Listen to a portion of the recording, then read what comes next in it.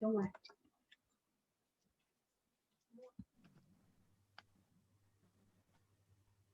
Online limb reconstruction and deformity planning course arranged by Banha Orthopedic Department. I would like to thank so much the Egyptian Orthopedic Association with its president, our eminent star, Professor Gamal Hosny, for his support for this course. Also, I would like to thank the deformity planning course of Banha Orthopedic Department and its head, Professor Ahmed Allam, and the course organizer, Professor Ahmed Sheikh. From myself, Professor Muhammad Al-Ashhab, head of the Department of Orthopedic Surgery, Banha University Hospital, and all our department staff, I would like to thank so much our eminent guest speakers from UK for accepting our invitation. Thank you so much. And now Professor Gamal Hosny will announce the official opening of the course. Thanks, Mohammed. I will share the screen first to save time. Okay.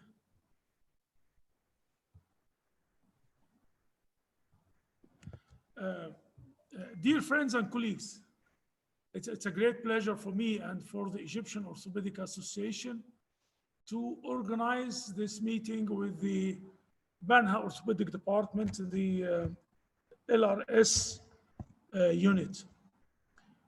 First of all, I would like to thank the foreign faculty. They are all my friends, Nikolaos, Badri, Hemant, Om, and thank you so much for participating.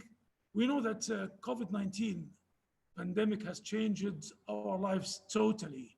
We are now in the time of uncertainty, but time goes on and we have to continue. And in Banha especially, we have to continue our teaching activities. It's a real, very important part of our department. You know, research and teaching.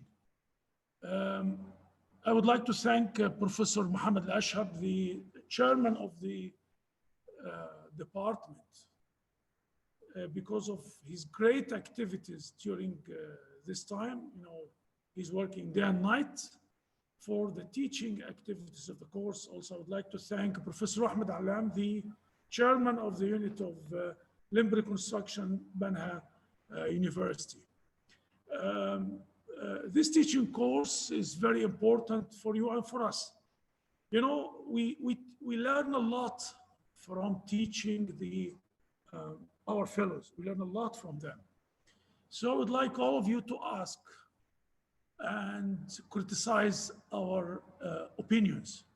We consider no as a question, not an insult. So please, I would like you to criticize our opinions. And now I'm going to start with an introduction. As I've told you, I would like to thank the faculty. Limb reconstruction continues to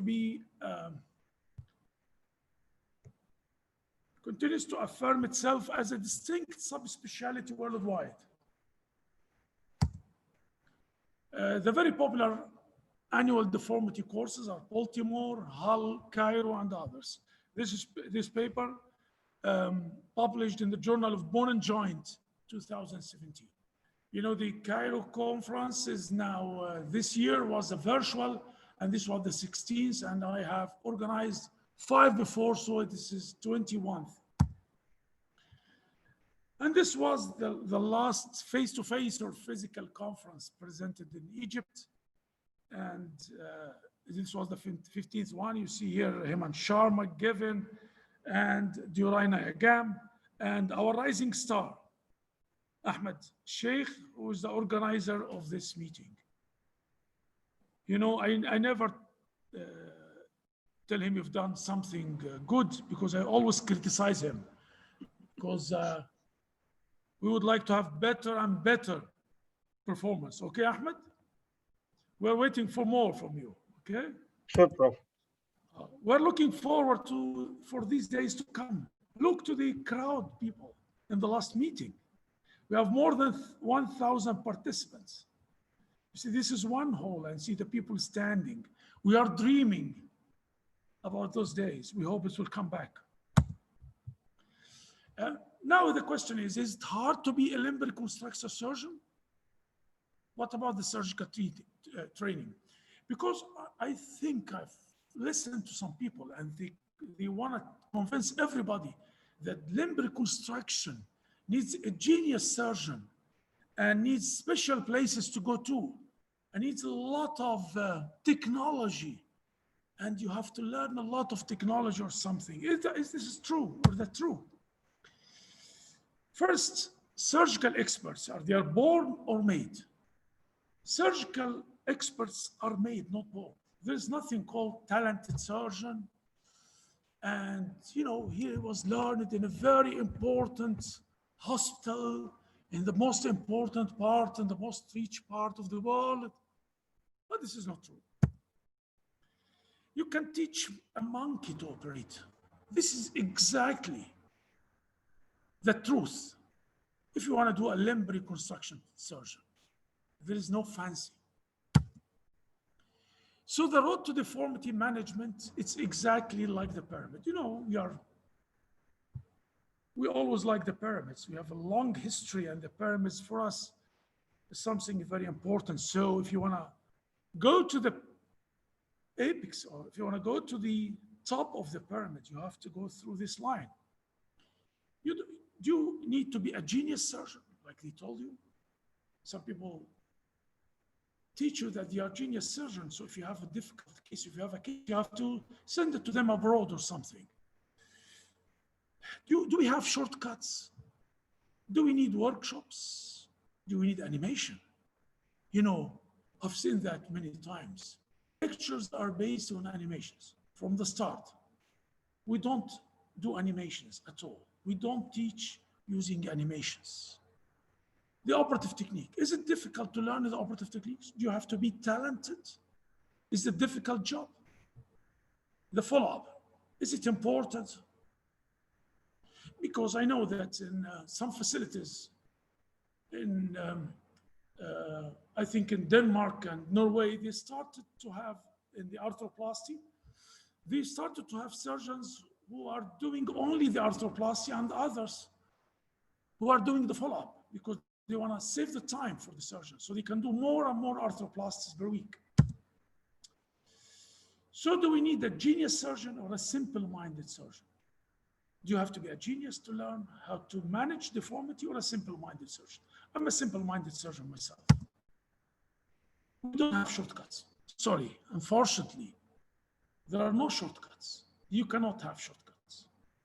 You have to take the ladder from the start. The teaching. We know that in many places, they depend on animation. And actually, they have more animation experience than real experience. Unfortunately, we don't have any animation experience. We don't teach by animations. We don't have genius teachers. We have regular people. We have only simple-minded surgeons with huge surgical load. So again, we think the experience has to come from real face-to-face with the patients, not from the animation. Animations means no complications. You have to know this. So I think I presented a lecture about the complications of limb lengthening in fibular hemilia. And it was published, and I found out that somebody else took this picture and put it and used many animations to show how to avoid the complications, by animations, which is very funny. So if you want to do animations, that means you have you have strong self-confidence. So if you have animation experience, your self-confidence will be more and more here. If you get older, you have more self-experience because you are doing more animations and you have no complications. And when you speak to the people, you are going to say, I have the greatest experience of the world. I'm the most experienced person in the world. But if you have a real experience, every year you have less self-confidence. Now, when I'm getting older, I have less self-confidence than 25 years ago because I had more complications. And every year I have more complications, so I have less self-confidence. Again, if you have an animation experience, you have a great self-confidence in yourself. Judgment comes from experience, and experience comes from bad judgment. And if you want to get the experience, you have to swim. You don't have to watch the swimmers to get the experience. The real experience in deformity planning is the follow-up.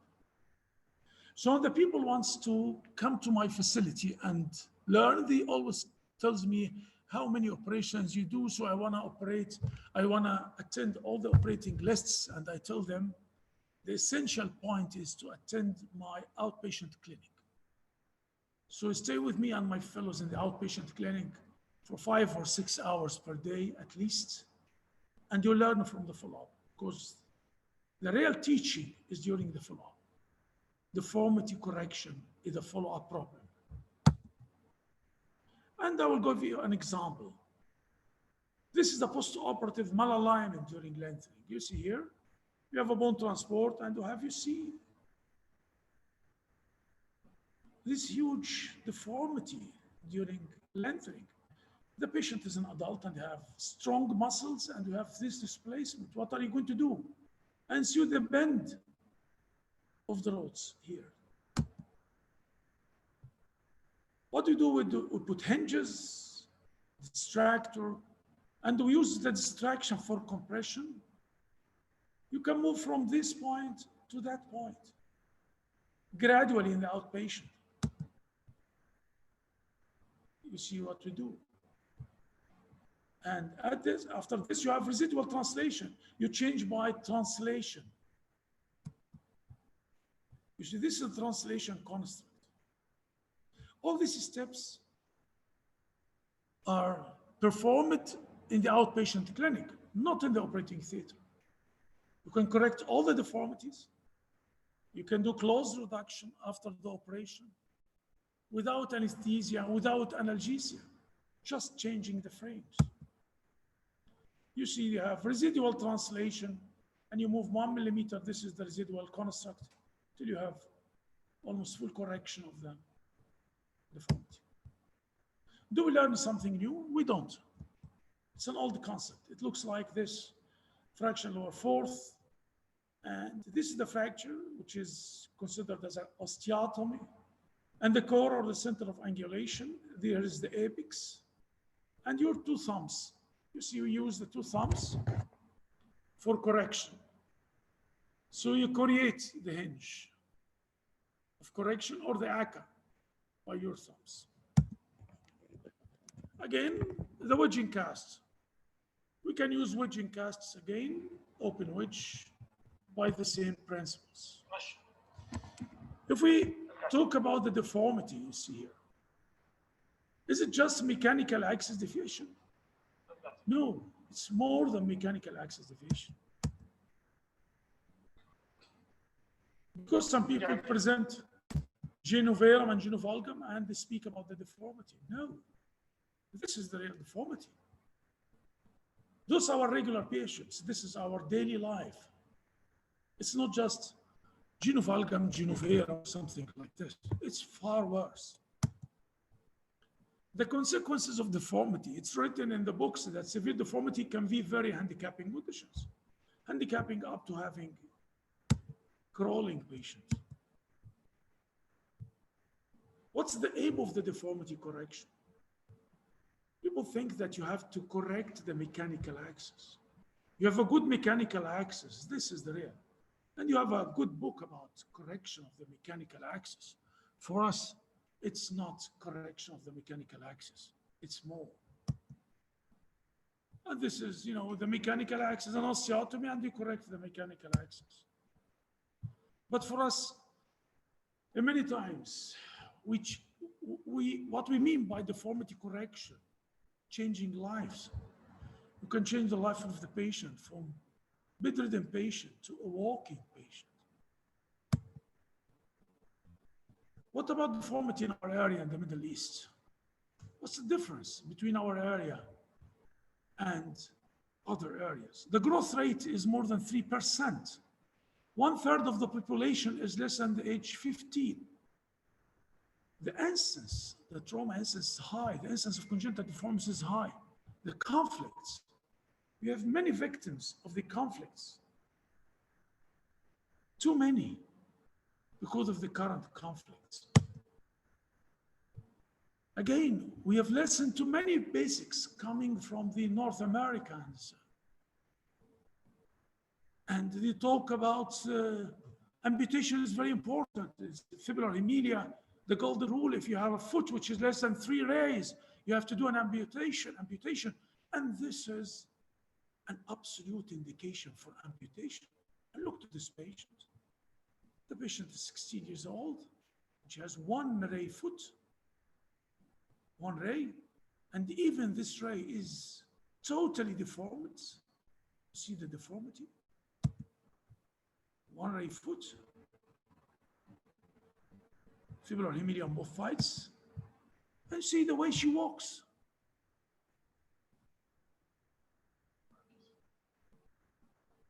And they said that it's impossible for a patient with, this is non-functional foot. Unfortunately, most of the knowledge coming from the West regarding the congenital deformities are hypothetical, not based on anything. Look, she's wearing a sports shoe. Normal. It's not. And look the way she moves. And the way she runs.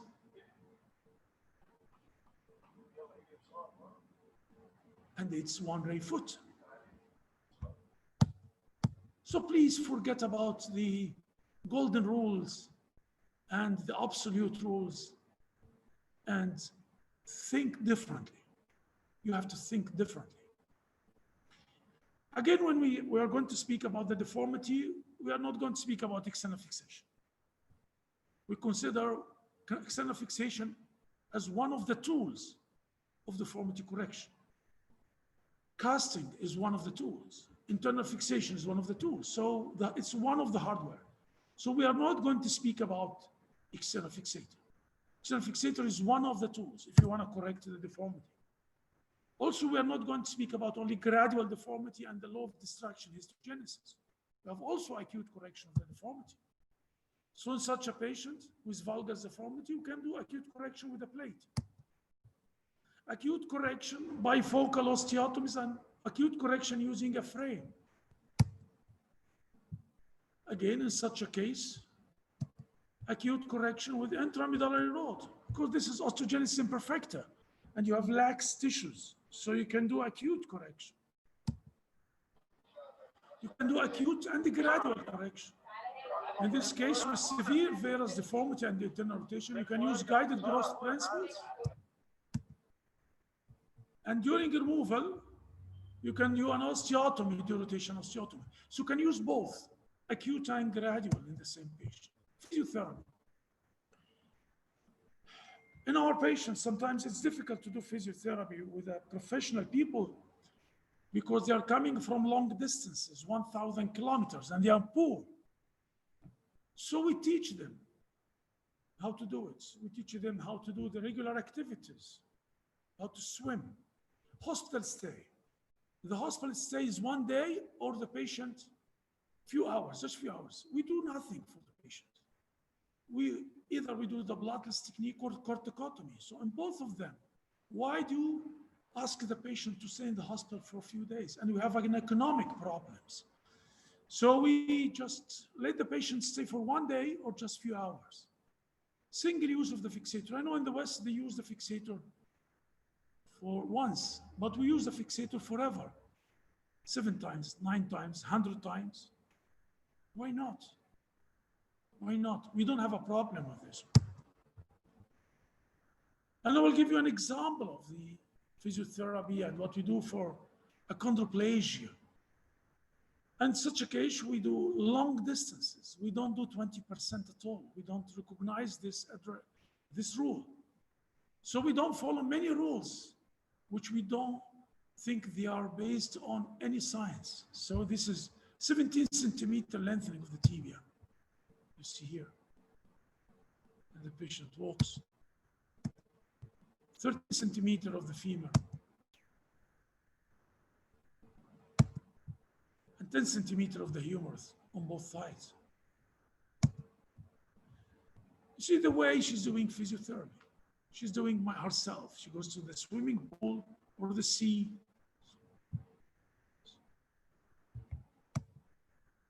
Think differently. When we learn, usually we get our knowledge from Europe and from North America.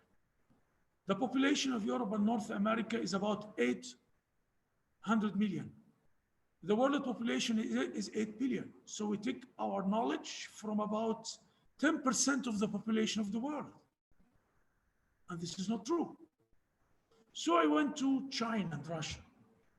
And when I was there, I've seen many cases of transverse bone transport.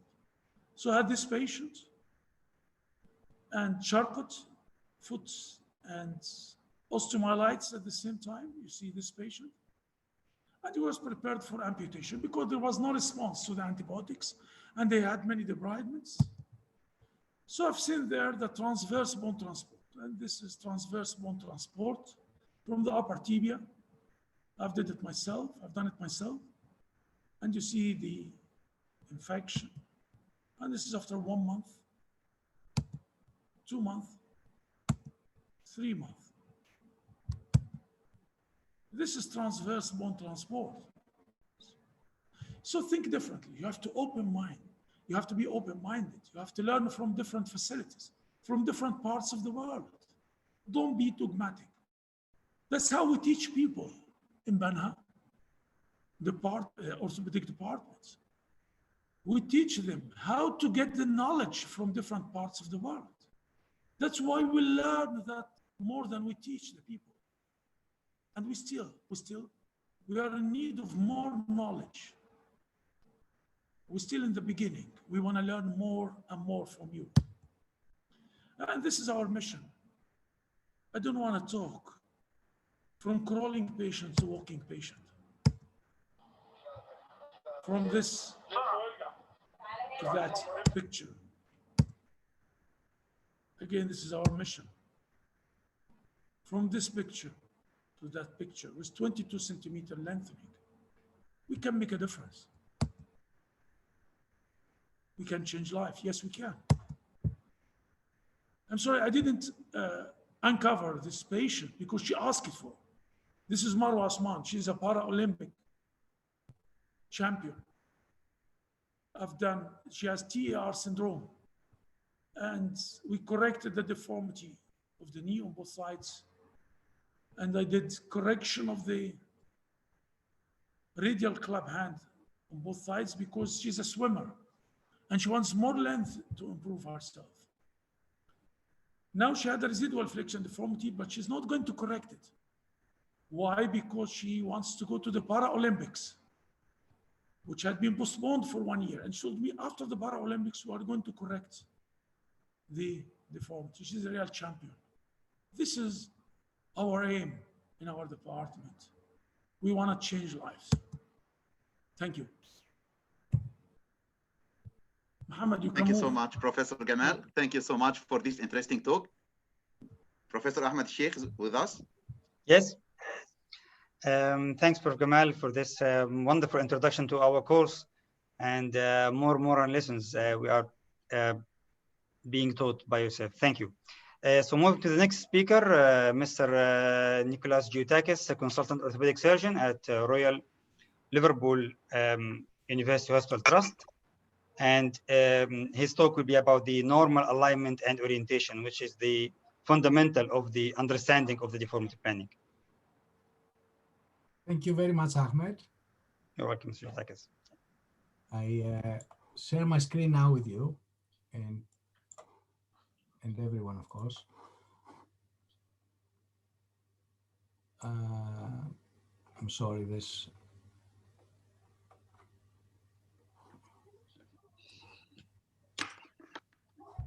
Can you see my screen? Not yet, sir. Not yet. Yes, yes. Yes. Yes, sir. Thank you. And is it on presenter view? Can you see it fully on your screen? Not full screen yet. That's it. Yeah. Okay. Thank you. So thank you very much again for the invitation and for everyone's time, Ahmed and all the faculty, the organizers who have put a lot of time on setting this amazing course.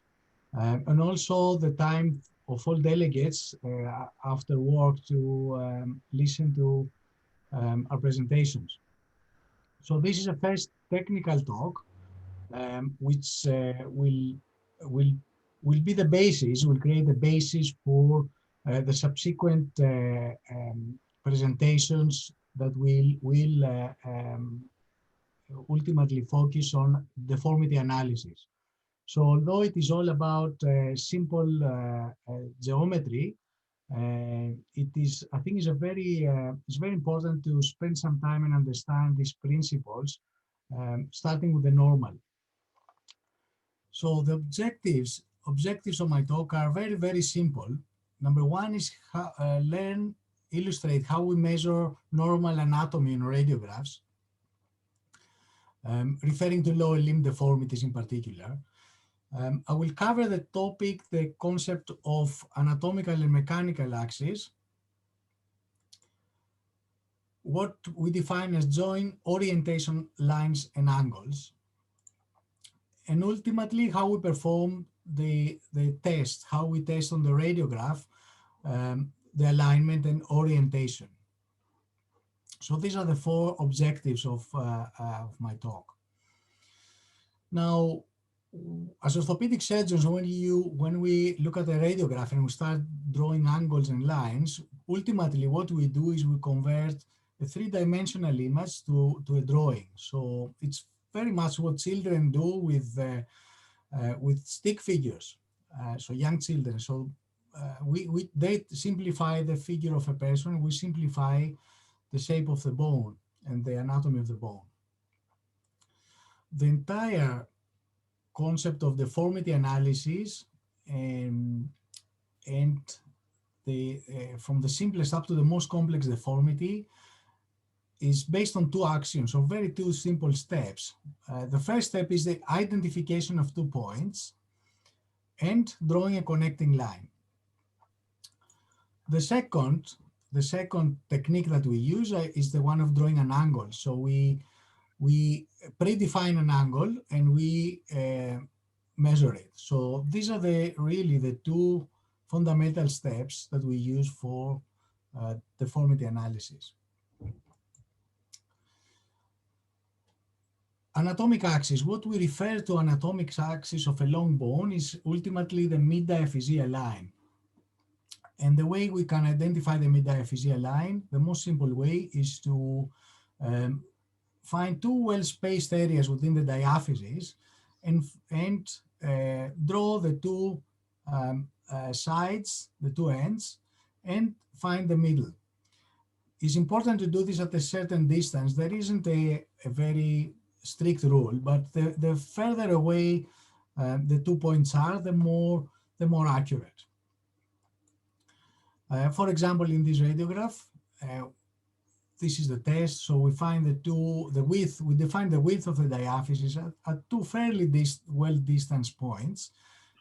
We draw the lines, and we find the middle. And once we found the middle, we can intersect the connecting line. So again, this is example of the principle of line drawing we discussed earlier.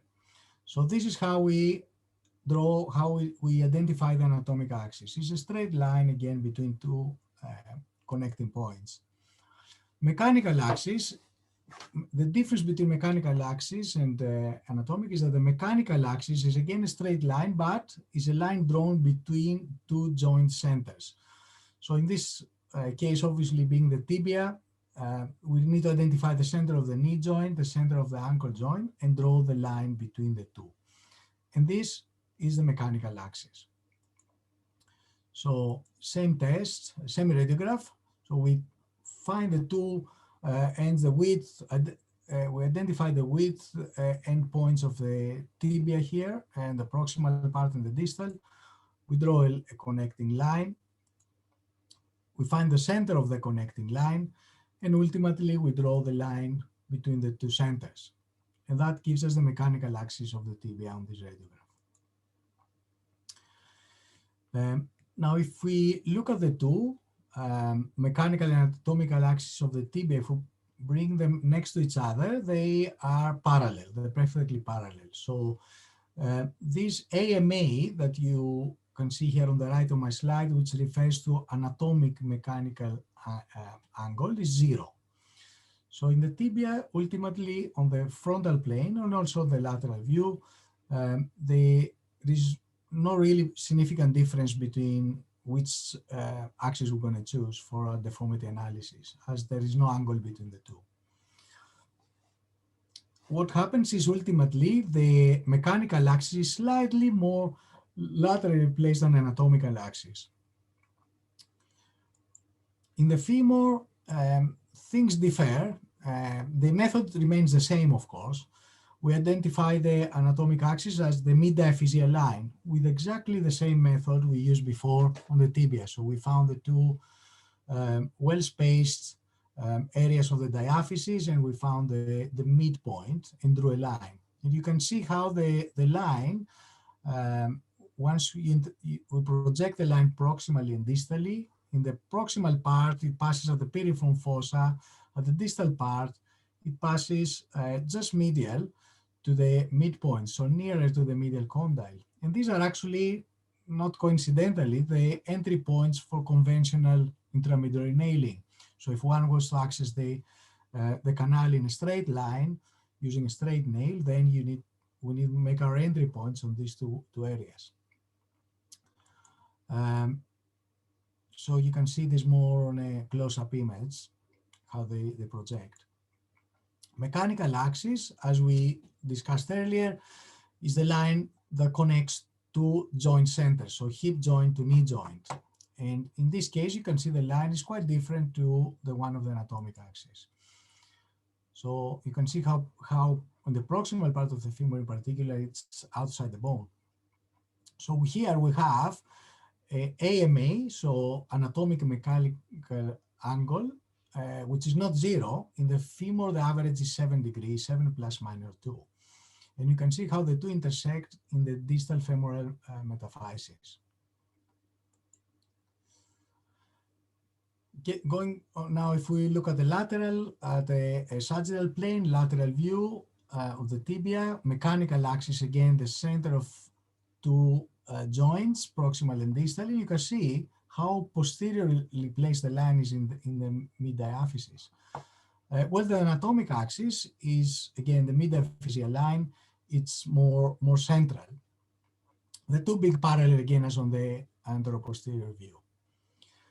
If we look at the femur on the sagittal plane, on the lateral view, center of the knee to the center of the knee to the center of the hip, the anatomic axis is actually not a straight line because, as we well know, the femur is curved. So you have more than, here you have 3 points when we have to intersect in order to recreate the curvature. Now, how do we identify the joint center points? In the femur, conventionally, in the past, we used to use a protractor, and that would help us identify the sphere and the center of the sphere, and make a mark with our pencils.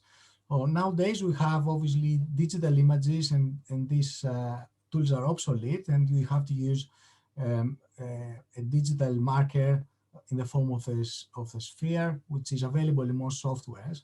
But most of the times, really eyeballing, it's quite easy to find the center of the femoral head. You won't miss it by far if you just point where you think it is, the center is. If you look at the knee, now there's plenty of choice. Most surgeons tend to use the center of the tibial spines because they're very clearly, easily identifiable, and less time consuming than drawing lines. But yes, you can use you can draw the width of the femur and find the midline. You can draw the width of the tibia and find the midline. You can use the apex of the femoral notch, as you can even use the midpoint of the soft tissue outline. All of these will not take you far away from what the center of the knee joint would be. In the ankle, we can use the, again, very similarly to the knee, we can use the midpoint of the bone outline between tibia and fibula. We can use the center of the talus, as we can use the center of the soft tissue outline. So how do we draw then the orientation lines? So the orientation lines tell us is a line that represents the orientation of the joint on a particular plane or projection.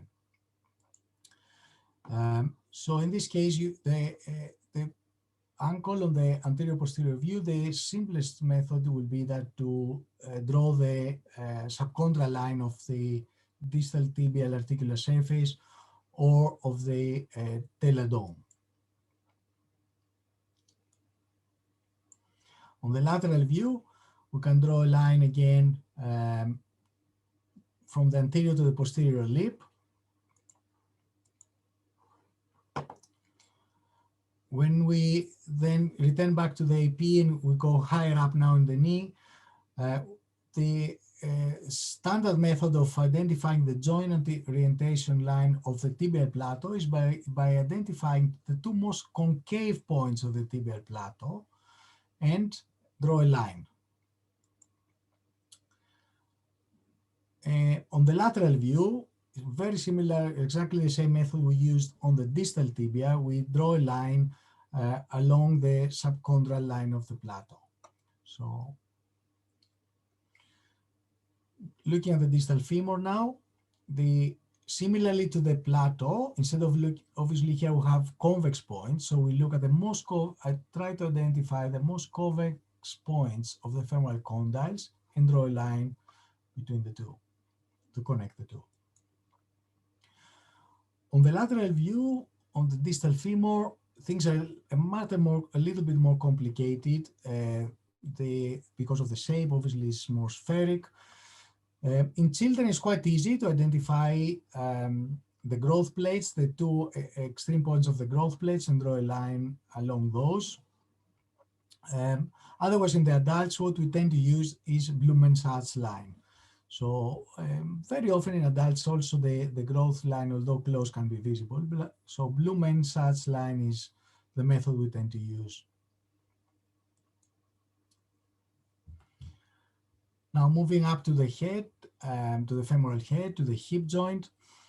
Now here, what we have, we know that the head is round, so we use the femoral neck and the greater trochanter.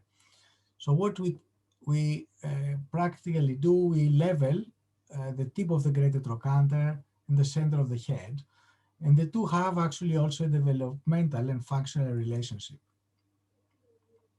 An alternative method on drawing an orientation line of the hip is to consider instead using the mid-diaphyseal line of the neck, which can also represent the orientation. It doesn't represent the orientation of the hip joint.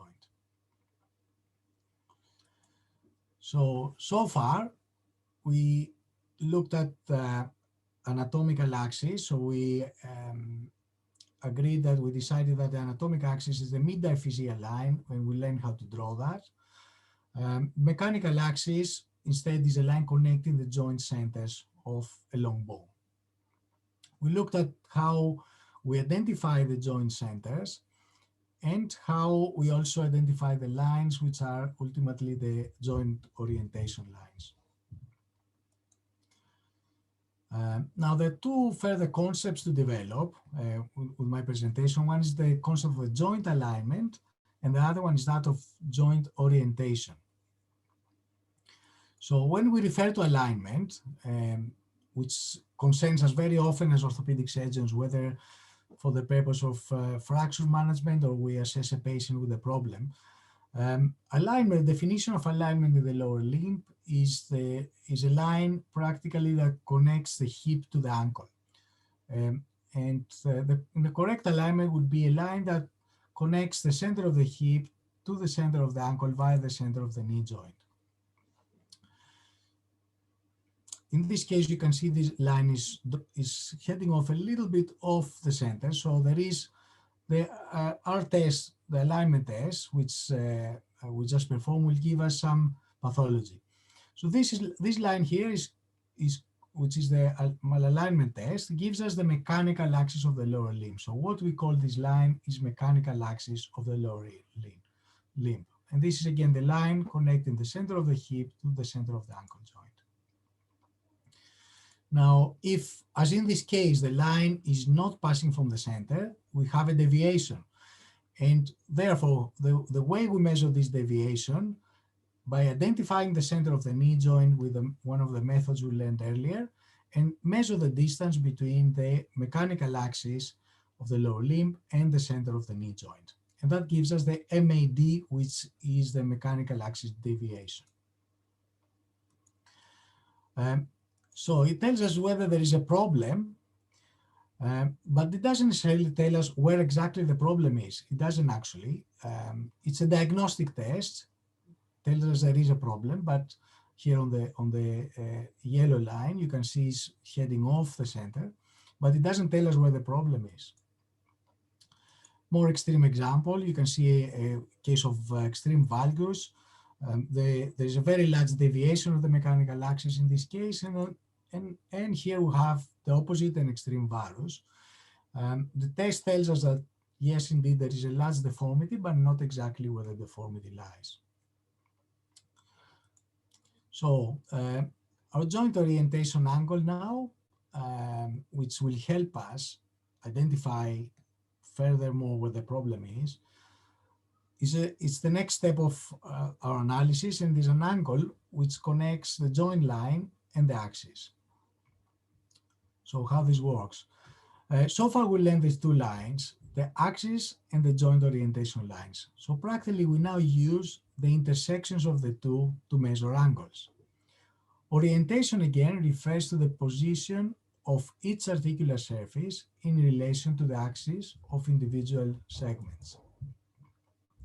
So here, for example, we can draw the orientation, the joint orientation line of the hip, and we can draw the mechanical or the anatomical axis of the femur. In this case, we have measured the mechanical axis. So in the moment we have two lines that intersect each other, we can then start measuring angles.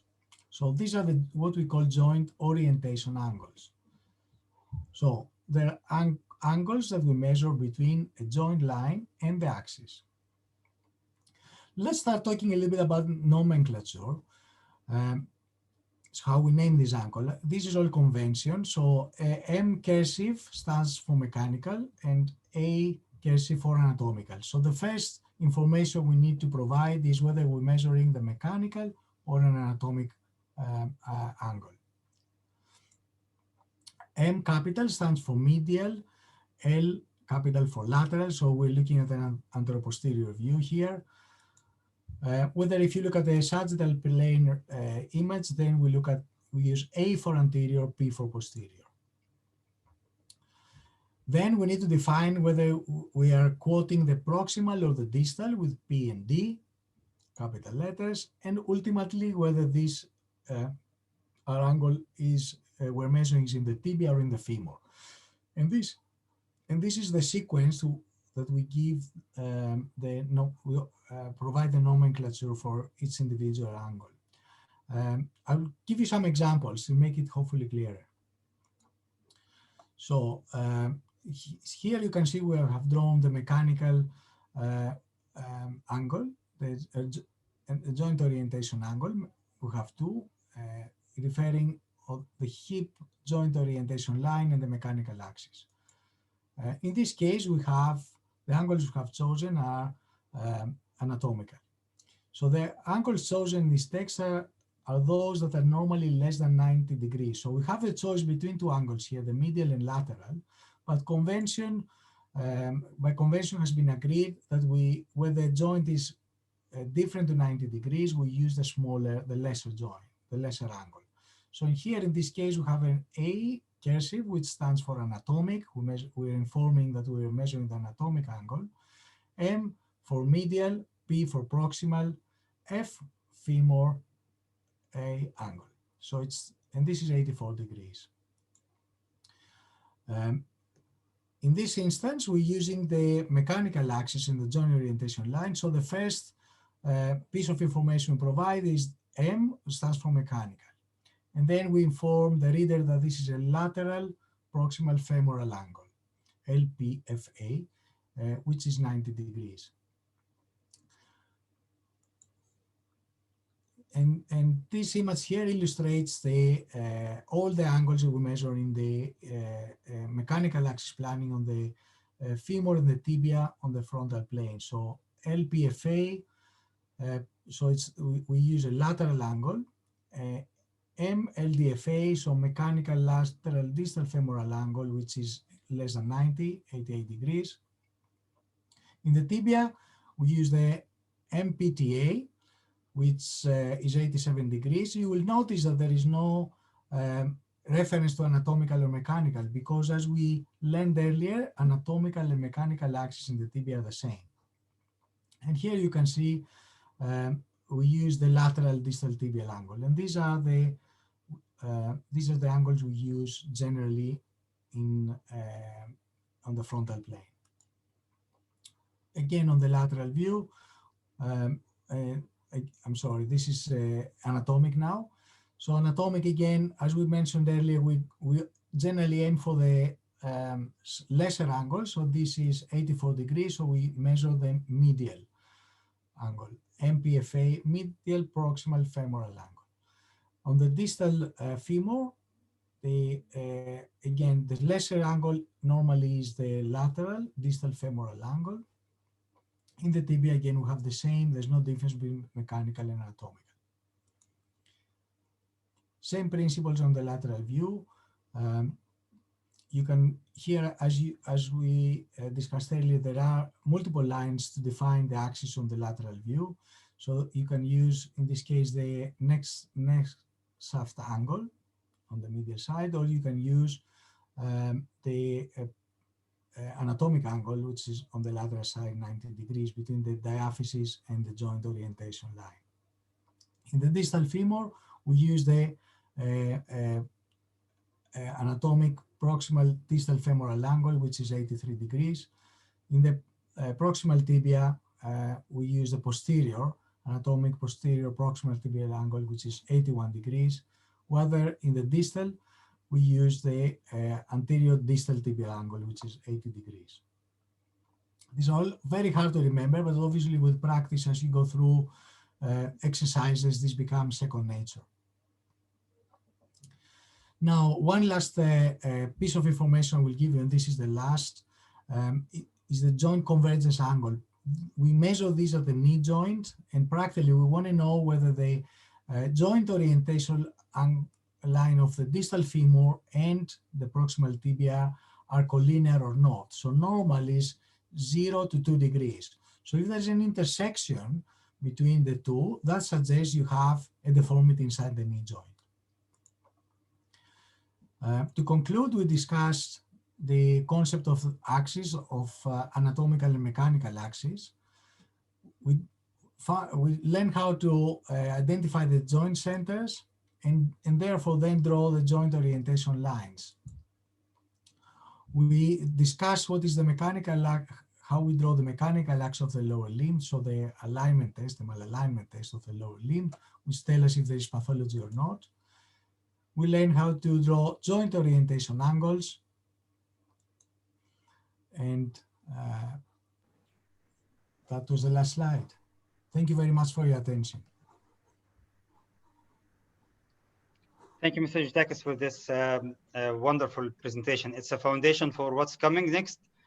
In live courses, like in Hull Deformity course or in Egypt Deformity Planning course that we used to do in November, we do a workshop to apply this. This makes things much easier. So just you need to apply these, how to draw the lines, and then you will find it much easier to understand and to appreciate the importance of it. So we're moving to the next speaker, Mr. Om Lahoti, consultant orthopedic surgeon. from King's College London. He will talk to us about the malorientation, malalignment, which is the diseased part of what Mr. Giotakis said, and then the principles of the coronal and sagittal planning. How would we plan to understand the deformity? Okay, so thank you. Can you see my screen? Yes. Okay, thank you. Thank you for invitation, and a particular thanks to, of course, Professor Gamal Hosny, Professor Al-Ashab, and to yourself, and also the wider faculty of Bena Orthopedic Hospital. Is great. You know, look at the number of people who are attending this. I think this is the largest gig I have attended anyway. So let's, my job is to talk about malorientation and malalignment tests. And thanks, Nikos, you have done most of the work. So I'll be hopefully save a bit of time on this. Okay, so the learning objectives of my talk are to assess the lower limb deformity in both coronal and sagittal plane. We'll be using malorientation and malalignment tests to evaluate the deformities, and of course, little peculiarities at the hip and knee and ankle. And I'll be mainly working on the knee deformities, and we will I'll be only touch on basically on hip and ankle.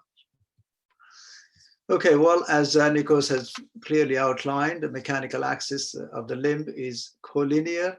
And if you join the center of the hip, center of the ankle, it should go through the center of the knee. I'm just repeating it because repetition is a good learning tool. So the mechanical axis, when it doesn't go through the center of the knee here, and if it deviates, then we call it MAD, or mechanical axis deviation. Again, it is a qualitative measure, and it doesn't give you the quantity, where it is and where all the problems are. It just tells you that the mechanical axis is medial, that is varus, or it is lateral, that is valgus. So to localize where the deformity is, and to some extent quantify it, we use malorientation tests. A malorientation test in relation to knee is malalignment test. So it's basically the same, but when it comes to knee, it's a lot easier to talk about malalignment test. So how does that work? Just let me get this screen off. Yeah. So here is the mechanical axis deviation on the right, and the sources for such deviation are four. It can be in the distal femur, proximal tibia, or it could be just the lax ligaments, or it could be intra-articular deformity. So they can also be classified as osseous, that is number 1 and number 2 here on the picture on the right, which is the distal femur and proximal tibial deformities. Or it can be between the femur and tibia, interosseous, such as ligament laxities, and condylar when there's damage or depression, or underdevelopment of the condyles. So how do we do this? Again, just remember these numbers. We'll be going through again and again, and Nikos has already done the job. So the step 1 is, or step 0 is to measure the mechanical axis deviation. And that just tells you whether it's your varus or valgus. Then step 1. Step 1 is to measure MLDFA, and you already heard Nikos, what MLDFA stands for. So this is the mechanical axis measurement. It starts by joining the center of the hip joint to the center of the knee joint, and then drawing a joint orientation line. The angle formed on the lateral side is the MLDFA, and it should be normally 85 to 90, and 88 is our number. So here you can see it is more than that, and that is a measurement of how varus the knee is. Then we move on to the other side of the knee, which is the proximal tibia. Your joint orientation line of proximal tibia is by joining the two condyles. And then we measure the medial angles, the medial proximal tibial angle. Here we don't differentiate much between A or M, because they are, although they're slightly different, they're generally interchangeable. So you draw that, and just here it is, as shown here, it is well within normal limits. So we know here the mechanical axis deviation is medial, and the varus deformity is caused by the distal femur. Then step 3 is to find out whether there is contribution from joint ligament laxity. So again, we measure the angle between the distal femoral or the femoral joint axis line and the tibial joint axis line. Generally, the divergence is no more than 2 degrees. And if it is divergent more than that, there is, in addition to the bony deformity, there is a joint laxity that particularly, should be appreciated in extreme cases of Blount's disease. So here are some clinical examples you probably have seen several times. The one on the left is a tibia vera from Blount's disease. The deformity is in proximal tibia. And the one in the middle, sometimes you have it on both sides. So the only way to work out is to do malalignment test, step 1, 2, and 3. So those MLDFA and MPTA angles will tell you that source of deformity is on both sides. And here is a great example of joint laxity. This is lateral collateral ligament is stretched. There is also some wear and tear on the medial side. So this is how we work out or quantify the MAD. There are 2 addendums. Once we have worked out or ruled in the distal bone, distal or proximal tibia, then we move on to finding out whether the joint subluxation is the source of deformity. And to do that, we have to understand the midpoint of the joint lines. That's the femoral, distal femoral, proximal tibia. The blue dots indicate the halfway point on these lines. They should be collinear again. If they move sideways, then there is joint subluxation as a source of MAD. So here on the left-hand side, you see that the distal point or the tibial mid-axis point has moved laterally more than 3 millimeters, causing a valgus deformity. Similarly, subluxation on the medial side causes a varus deformity. And then there's another addendum, addendum number 2. This is to work out whether there's any intra-articular deformity on the joint surface. It's typically seen in plateau fractures or intra-articular distal femoral fractures. And there's one here in a form of Blount's disease where the medial slope is more pronounced than the actual varus deformity. And that is assessed by joining or drawing line along each condyles.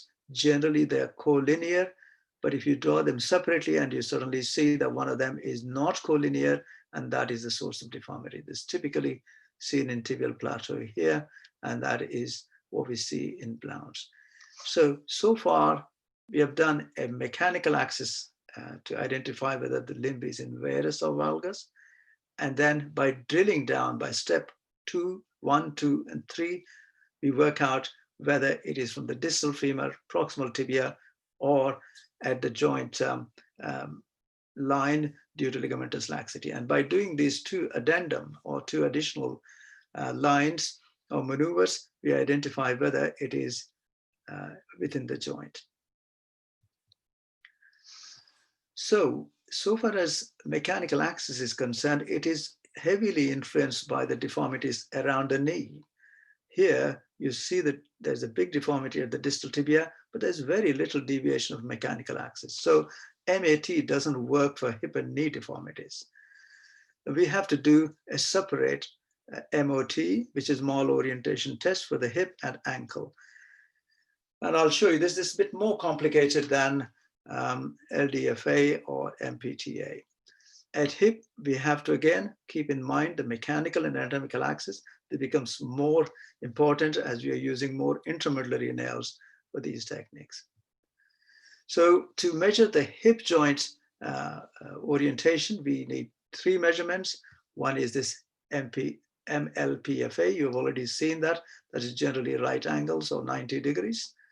And MPFA is the anatomical axis of the femur and its relation to the joint line. And that's again 84 or 85 degrees. And the more common, we are all familiar with this, that is a neck shaft angle, or more technically, anatomical medial neck shaft angle is 130. So we need these three measurements. We should be able to do that easily and then work out where the deformity is in the femur. Is it in the femur neck junction or elsewhere? So when we're doing this, mechanical and anatomical axis gets really complicated. As Nikos already said, it is anatomical axis and mechanical axis are at 7-degree valgus angle. So to draw the mechanical axis of a deformed femoral segment, we use so-called 3-line method.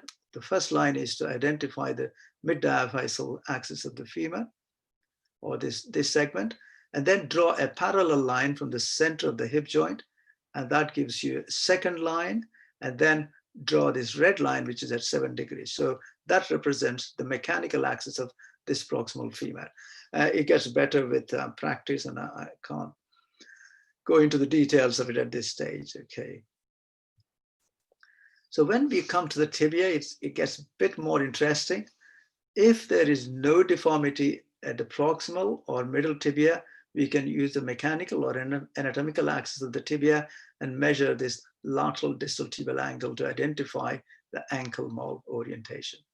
But if you have an example or a case where there's deformity of the midshaft or an alteration of MPTA, then we cannot use this line, this is very important to realize, to measure the ankle malorientation.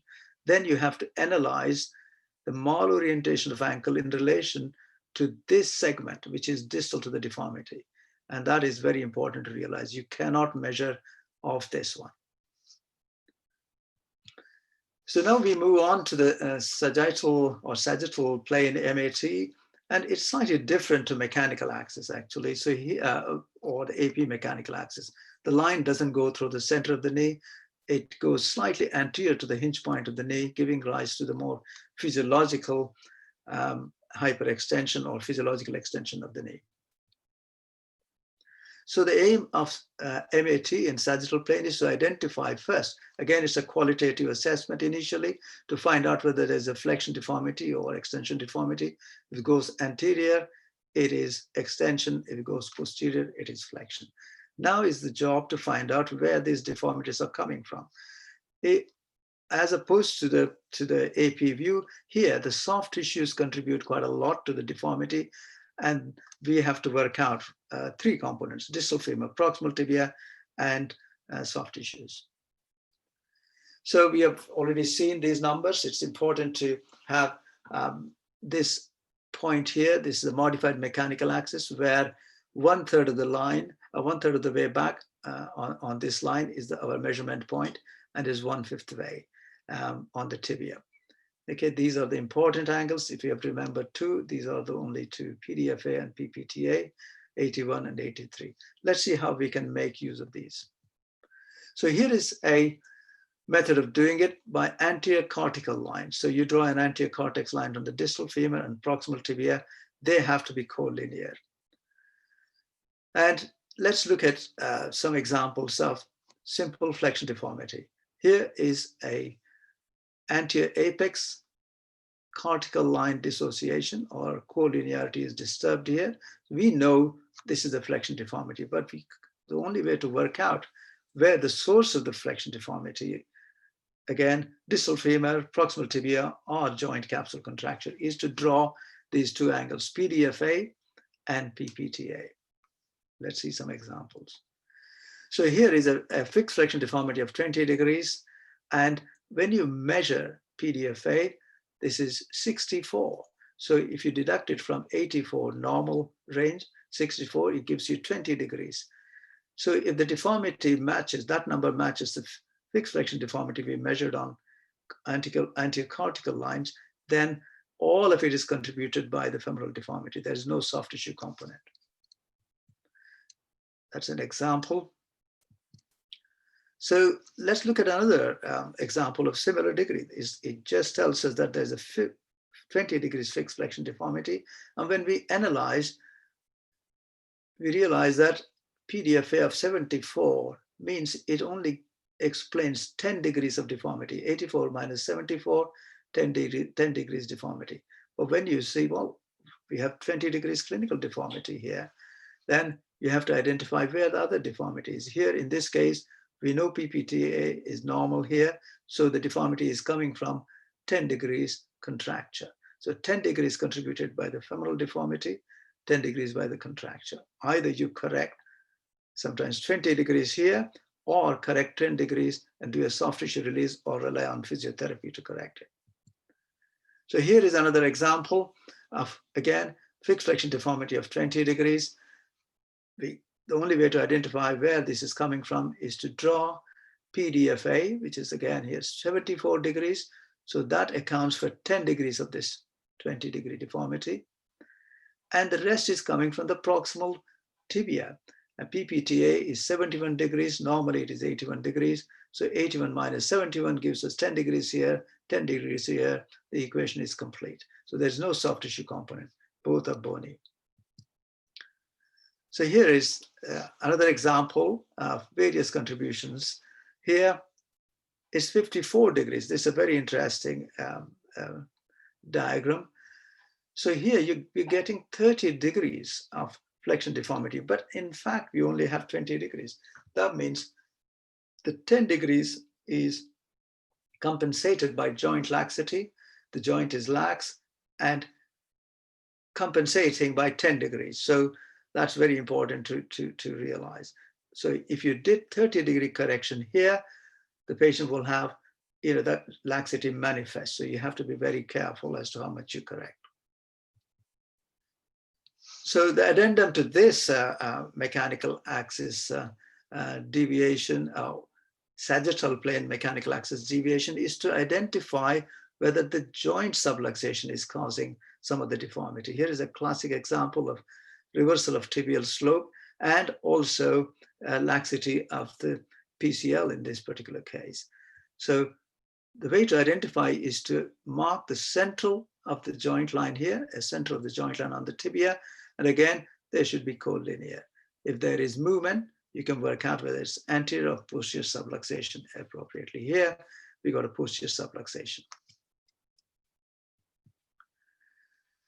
So to just round off this, the take-home message of mechanical axis assessment, malorientation, and malalignment test is that it's just not measuring the radiographs. You need to have a good clinical examination information, as we saw in the knee flexion contracture example, by identifying the real deformity and deducing the radiological deformity and working out what's the soft tissue component. And that you can't do from X-ray alone. And get into the habit of using very well-defined landmarks. And it's a repetitive step, step 0, step 1, step 2, step 3, and all those normal angles. Have a little diagram handy somewhere on your mobile phone maybe, so that you can compare it, keep comparing the angles. In coronal plane, mechanical axis deviation is a qualitative measure, and malalignment test gives you the quantitative, or the measure of where the deformity is coming from and what's the magnitude.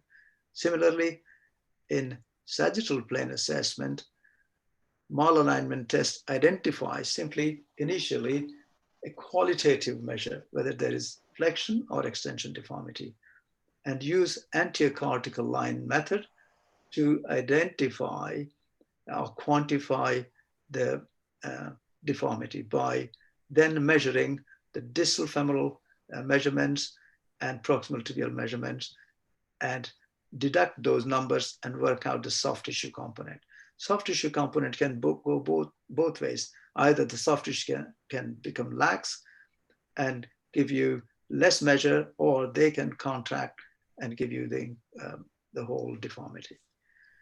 So thank you very much. That's me. Done. Thanks so much, Mr. Lahoti, for this great presentation. At this point of time, we should be aware of how can we draw the lines, how can we understand it, how can we localize the deformity. So we will move now to the same speaker, Mr. Lahoti, who is also the president of the British Limb Reconstruction Society, to give us the principles of the coronal and sagittal planning. How will we plan to correct this deformity? Oh, sorry. I thought that was part of my talk in the same. No, it is. Okay, yes. So I'll have to come back on that one then. That's fine. So yeah. So you have got, what's the next talk for you? The next talk after yourself? Yeah. Will be Prof. Gamal Hosny about the oblique and multi-level deformities. Okay, then thank you. That's fine. So go on, Prof. Gamal. Yeah, Prof. Gamal, yeah, sorry. Okay, do I start? Yes, yeah, please. Yeah, please do. I don't think, do you want me to present your presentation also? Yeah, please do. Please do. Please do. Please do.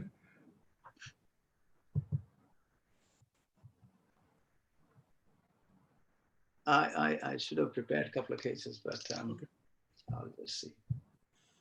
Now I'm going to speak about the oblique plane deformity and the multiapical deformity as well. Simply, you have to think this way about the planes of the deformities, because we usually have AP and lateral X-rays. And when we describe it, we say we have in the AP valgus or varus deformity, and in the lateral we have procurvatum or recurvatum deformity. And if you have a deformity in the anteroposterior view and deformity in the lateral view, you say we have a biplane deformity because it's in the AP and the lateral position. And this is not true. Usually the deformity lies in one plane. Why? This is the human body, and if you are sitting or standing there and you are surrounded by a circle, 360 degrees circle, and this is the coronal plane, and this is the sagittal plane. Why on earth the deformity will choose just this plane and the vertical plane? This is not true. We described these planes. These are imaginary lines. So if you have a deformity, look to this non-union. This is the AP, and you have a varus deformity. In the lateral, you have, this is posterior displacement of the distal part, and you have an anterior apex. So you have a deformity in the AP and deformity in the lateral. That means you have an oblique plane deformity. What's the oblique plane deformity? It's a deformity not in the AP, not in the lateral. It lies in between the AP and lateral. So it's an angular deformity. An angular deformity may occur in any plane, which may be seen in the AP and lateral. And this is another example. You have a deformity here. This is the varus deformity. And again, you have an anterior angulation, so you have an oblique plane deformity. Again, look to this. We have 360 degrees circle. And in this circle, this is the coronal plane, and the sagittal plane vertical. Any plane in between is considered the oblique plane. Most of the deformities lies in the oblique plane. Again, think it over again. Why on earth the deformity will choose just this line or that line? This is not true. These are imaginary lines which we have created just to simplify matters. Again, if you have an Elizarov frame, if you have a circular frame, okay? This is the frame. And this is the anterior, and this is the posterior, and this is the coronal plane. So this is the sagittal plane, and this is the coronal plane. So if this is the tibia, any plane in between is considered as the oblique plane. Again, this is the bone, and this is the Elizarov, or the circular frame. This is the coronal plane, and you have medial and lateral sides. And this is the sagittal plane, and you have anterior and posterior sides. So this is the bone. If the bone is deviated this side, that means we have varus deformity. To that side, we have a valgus deformity. If it is anterior, that you have procurvatum, posterior, that you have recurvatum deformity. But usually the deformity lies in between, not just these two vertical lines. So this is the oblique plane, this is the oblique plane, and so on. And this is another clinical example. This is plain radiograph of this patient. The patient has valgus deformity in the AP, long-standing. And he had recurvatum here. So this is an oblique plane deformity, which can be corrected in such a way. This is the AP normal, and this is the lateral. And this is a diagram showing this is the AP, and we have a varus deformity, and this is the lateral. We have an anterior apex. So we draw the anatomic axis of the proximal tibia and anatomic axis of distal tibia, making 20 degrees angle. Again, the anatomic axis of the proximal tibia and the distal tibia, another 20 degrees. And we have a diagram. This is the coronal plane, and this is the sagittal. Coronal plane, this is the medial, and this is the lateral, and sagittal plane, anterior and posterior. For the coronal plane, we have a 20 degrees, and this part is going into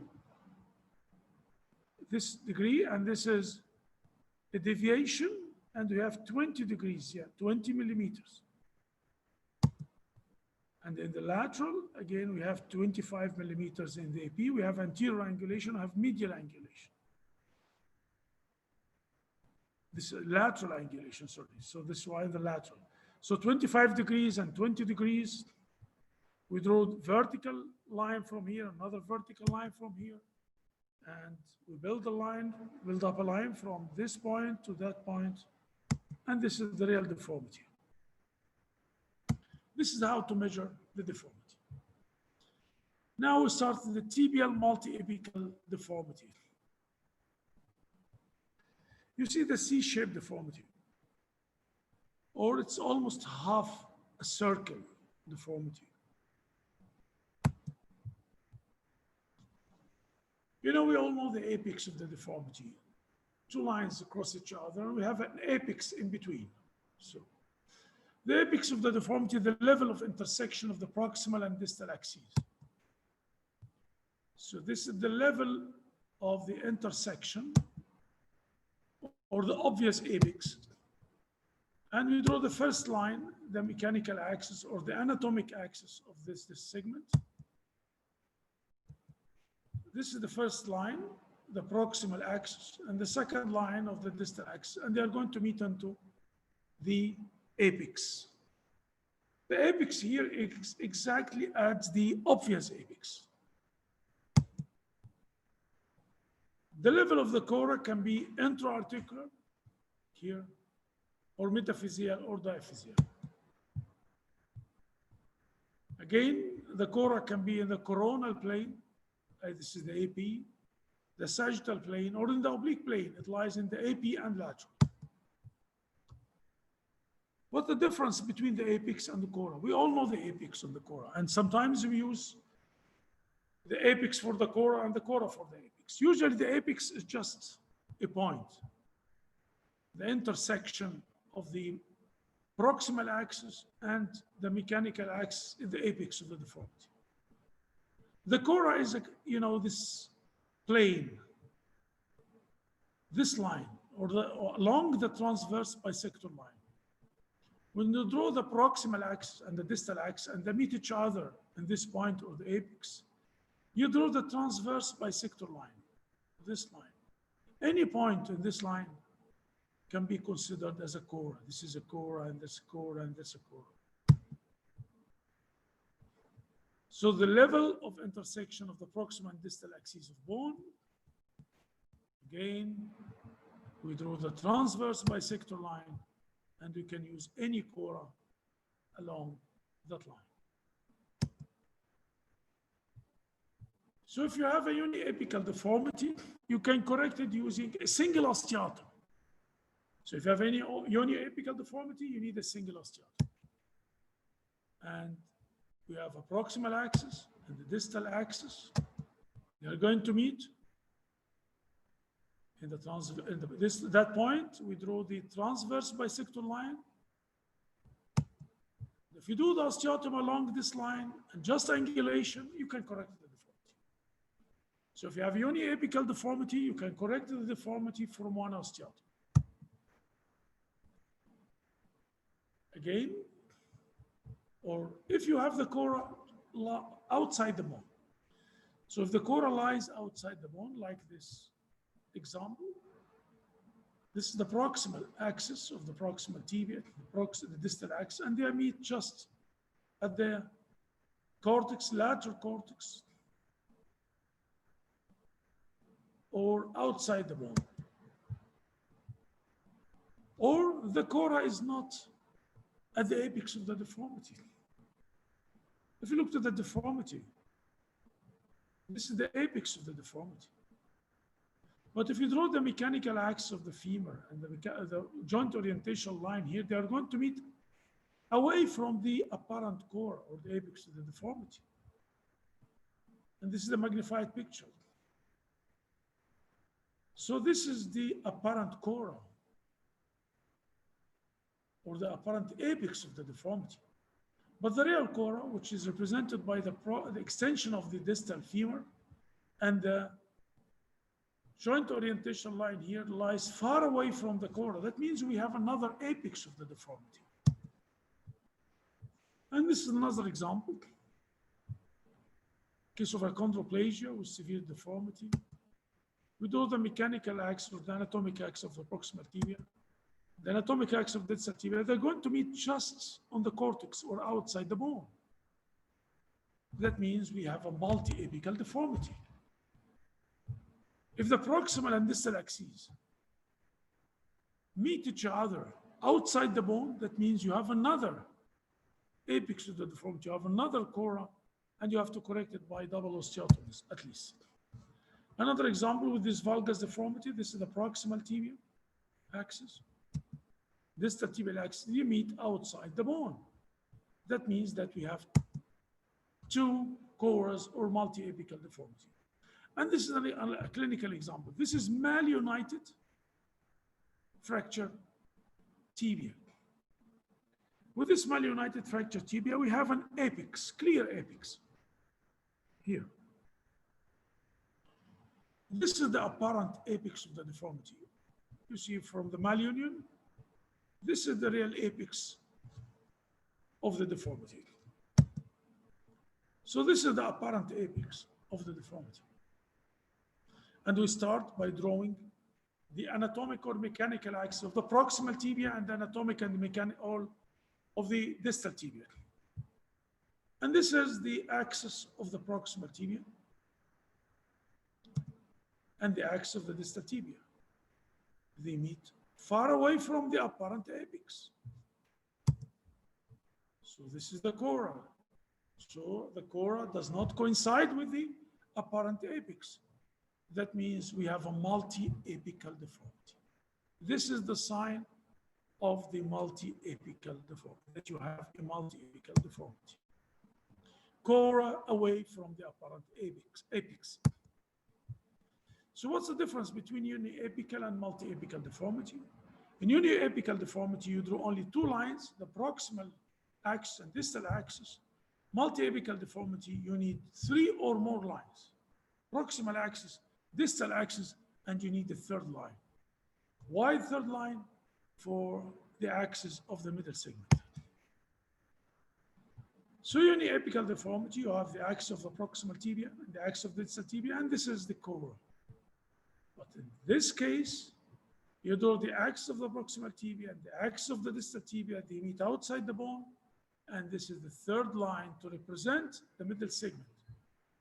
When you do the third line, you have two CORAs. You see the third line afterwards. Sometimes you have more than third and fourth lines because it's almost semicircular. So again, multi-apical deformity, proximal axis, distal axis, they meet in the CORA.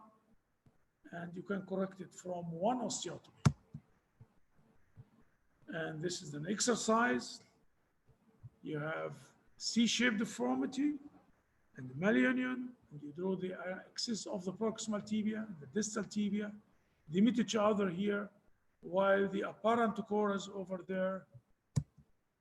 So you have to do a third line. This is the first line representing proximal tibia, second line representing the distal tibia, and a third line representing the middle segment. The third line will meet the proximal segment, making the first CORA, and they meet the second line to have the second CORA. So we have two CORAs. If you want to correct the deformity, you have to do an osteotomy here and correct the deformity, and another osteotomy. So from two osteotomies, you can correct the anatomic and the mechanical axis. Here and afterwards. In the sagittal plane, you can do the same. You have two CORAs, and you can correct it from two osteotomies. See here, osteotomy, and you can correct the axis, tough perfect mechanical axis. Again, the axis of the distal segment or the joint orientation line of the ankle, and joint orientation line of the proximal segment. They meet almost at the lateral cortex, not in the center of bone. So you need two osteotomies to correct the axis. Can you use it also for guided growth? By using two 8 plates, not only one. Also for anterolateral bowing, you have two anterior and medial. You can apply the same rules, and you can do two osteotomies above and below to correct the axis.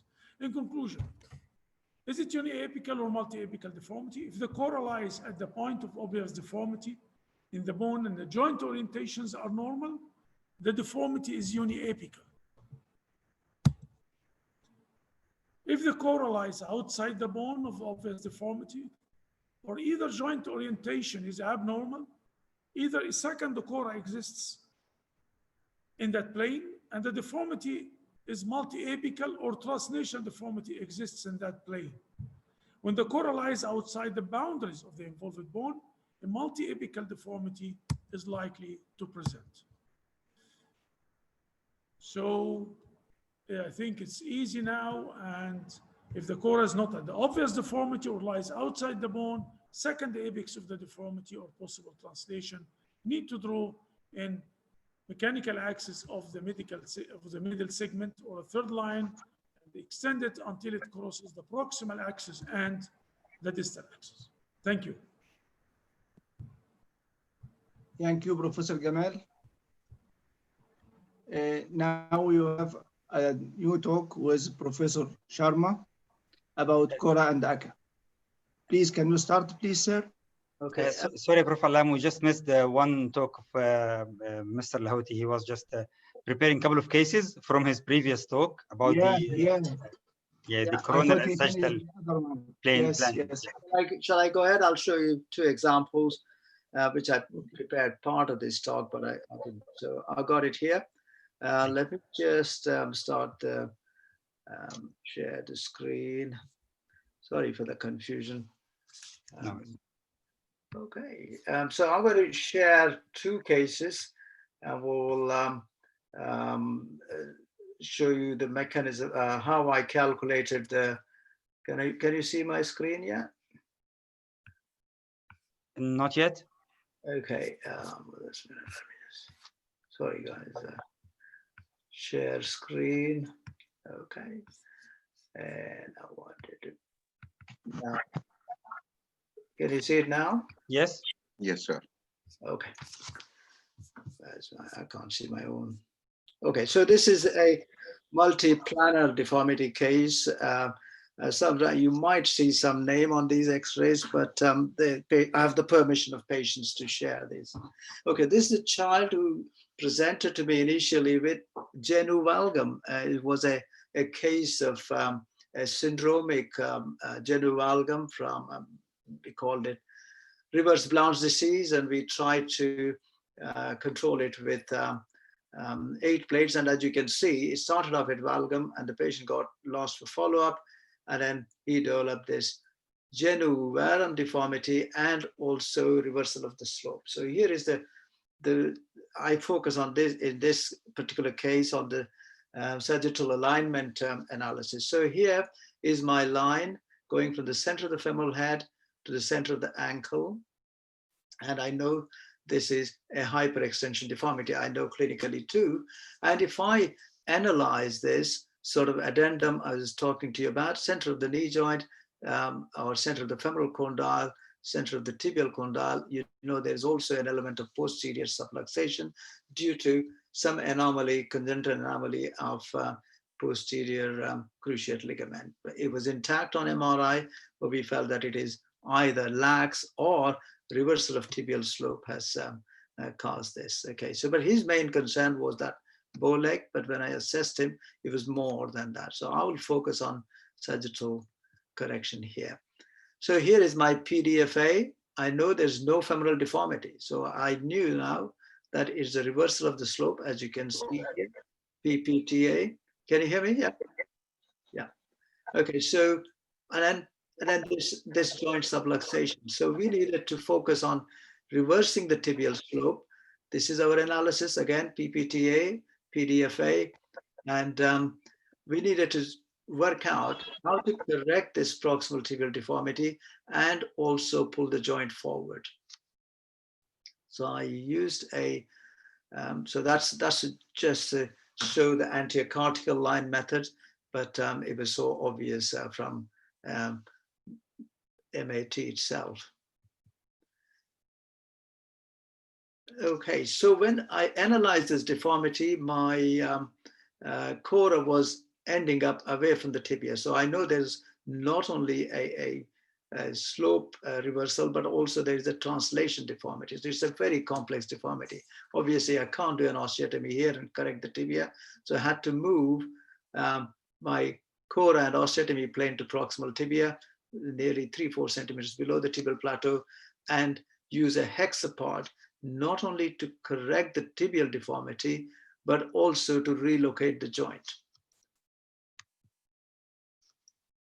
So that's the analysis to say how much I need to move.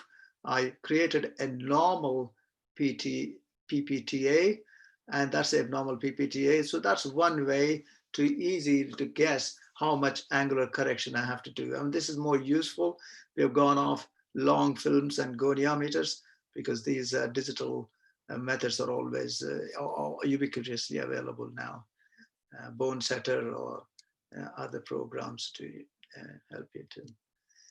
So that was my plan, to do a proximal tibial osteotomy and correct it. That was a movement that was going to be nearly 30 degrees of correction. That was gradual. Then I put another ring here and brought the whole assembly forward. So here is the result. After taking the frame out, I could bring the tibial slope to just normal. I couldn't reverse it because it was becoming really difficult having a frame across. And then as I was nearing the end of the treatment, COVID hit us. So I had to just accept that. And then once the osteotomy healed, I removed the frame, but also to show how complex it was. I just showed you the tibia vara. He also had various deformities, so I had to correct that as well. And that corrected very well. So I'll show you another case using the AP or in coronal plane. So just bringing that up. Sorry about this, I did put two together. Can you see my screen? Can you see my screen? Yeah. No, it's not obvious now, sir. Okay, just a minute, yeah, okay. Yes. Yeah, okay. Yes, sir. Yes, sir. It's quite obvious. Yeah, that's it. So this is, can you see it here? Yes. Yes, sir. Yeah. Okay, this is a deformity or so-called vera of femur, vera of tibia. And you probably see this more commonly in developing countries due to rickets and other issues. Okay, so here is a case I showed you briefly. So this gentleman was getting medial compartment pain, had already had 2 arthroscopies. So then he was sent to limb recon department. So I'll go through the analysis. So this is the mechanical axis line, MAD, severe deviation. And then I did individual analysis as I talked about. So this is the mechanical axis of the femur and giving the LDFA of 101 degrees, which is clearly abnormal.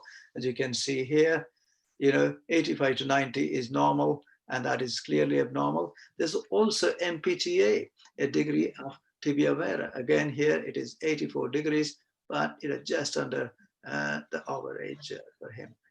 I will just ignore this number because this can be better measured. I was telling you in my talk that I was measuring this off this axis, and that doesn't work until you have corrected MPTA.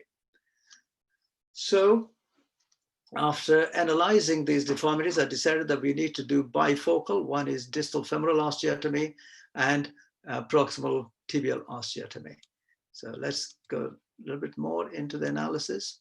So I have to now create a mechanical axis. Remember the 3-line method I was talking to you about of femur, proximal femur, and project a line from distal tibia to see where this angulation happens to be. And we all know this is generally juxta-articular. So that's my mechanical axis of the proximal femur. And this is a normalized distal femoral joint axis. So when I do that, my CORA is at the joint, but obviously we can't do osteotomy here. So I had to move the CORA somewhere here. So as they diverge, osteotomy rule number 2, you will hear this in further talk. So there has to be a displacement of my fragments to get the correct axis. So let's look at the tibial analysis. So that's my osteotomy plane. It's away from CORA here, my osteotomy, so you will displace like that. Okay, so that is one aspect to my correction. Now I have to look at the proximal tibia as well. So that is, again, in this method, you can draw a normalized MPTA angle and draw another line from the mid-diaphyseal axis of the tibia. That gives you the amount of varus correction you need. That's a lot easier to see, visualize. It's possible in digital calculations. So I needed just a limited correction. It says 4 degrees, but as I move down, it will be a bit more because the CORA is very close to the joint. Again, I'll do an osteotomy here, and I need to do a little bit of displacement. So that's my osteotomy level. Okay, so once I've done the osteotomy, so I need to displace the femoral osteotomy more than the tibial osteotomy because I happen to be very close, and the magnitude of correction is just about 4 degrees. So I decided that the best method to do is to use a plate. You don't have to use frame all the time, and this is my correction. So I did a oblique sloping osteotomy so that my displacement, although it was displaced, it's not so obvious. And that gives us a broader surface area and really a pleasing sort of no step technique. So that is the correction of the distal femur, and this is the correction of the proximal tibia. And as I took some graft from here and I inserted that graft there, and this all healed up within 12 to 16 weeks. So that is my 2 examples of one of coronal plane correction, another of sagittal plane correction. Thank you from my side. Thank you very much, Mr. Lahoti. Very nice cases and very nice presentation. Yeah. Thank you. Yeah. Professor Sharma? Yes. Are you ready? I'm ready. Yeah, please, your talk about CORA and ACA, please. Can you see my screen? Yes, very clear. Thank you. Good evening, everybody. Thank you so much for the invitation. It is always pleasure to meeting old friends. And today I've been asked to talk about CORA, ECA, and some principles of correction.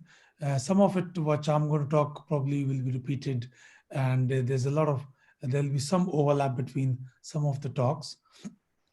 I work in Hull, which is sort of north or sort of middle of UK on the east coast. Some of you must have visited us in Hull deformity course. So today, what I'm going to talk about is discuss some very basic principles, discuss osteotomy rules, and the application in a clinical practice, not sort of in a day-to-day routine, how these things are helpful. So before I start, I want to introduce a few terms to you. So CORA, as you all know, and then there's another term called ECA, which is where the correction happens, is the angulation correction axis. Then there's a transverse bisector line, and there's a longitudinal bisector line. Now, these two lines divide the alpha and beta angle into two. If you look at the CORA, it's very simply where the proximal and the distal axis of the segment meet, that is called CORA. If you draw a transverse bisector line, this whole line, and you'll find that every point here is a CORA. So you can correct at any of the axes here, and whole at each point when you correct, the bone would be realigned. There'll be other effects in the length, but the correction of the length, correction of the axis would be accurate without any translation. If you look at the bisector line, the angle, if you divide into half, it's this is your transverse, it's a longitudinal bisector line which divides your angle alpha. It is basically half of your normal angle which you have measured. The transverse bisector line is perpendicular to that, and it basically divides the beta angle into two. And this is where we showed in the CORA that is all points on this line would have a different CORA where the axis of the limb would be aligned. Then ECA is actually where the correction is done. It doesn't have to be, and it can be different, and often it is different from the osteotomy site and CORA. And typically, if you look in a circular frame and a laser frame where you put your hinge, this is where you are undertaking the correction, and this is where this is where the ECA is. So if you see this example, there's that's your CORA. So your ECA could be here. You may decide you want to correct here, or you may decide you want to correct here. So you have an option of moving the ECA. That depends on the soft tissue problems, the quality of the bone, and this is where you move. You can move your ECA and your osteotomy to help you to overcome some of the common problems which we face in a day-to-day practice. Now, as a surgeon, we have no control over the CORA because that is the geometrical fact, and there's nothing we can do about it. We do have some control over the position of ECA where we correct it, depending on what we want to get out of the correction, specifically in terms of translation. And we also have some control over the osteotomy site.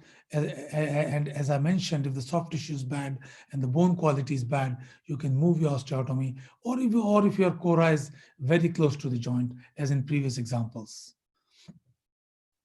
And it is the interaction or the relative position of these three concepts which actually influences the final position of the bone segments and results in your alignment, translation, and angulation correction of the bone.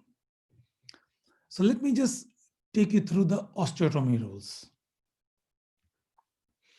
So in rule 1, your ECA, your CORA, and your osteotomy, they both are at the same play. And therefore, the correction is perfect. Both the segments become collinear with no secondary translation. This is a clinical example where you can get the, because there is, where we use the rule 1 to correct this non-union. How does it help for us to know? You can use any implant. Because there's no translation, you can use plate, nail, or X-fix, whichever implant you want. There is no problems with that. If you have to use the rule 2, which is commonly used, actually quite much more commonly than we think, and Mr. Lahoti showed some examples about it. In here, the ECA is through the CORA, but your osteotomy is away. So what it results is, it results in a zigzag line, but your overall alignment of the bones is perfect. And this is an example where if you say the CORA is very low, and if you correct that, you can't fix the bone, that there won't be enough space to put in screws, or if you're using a plate or an X-fix.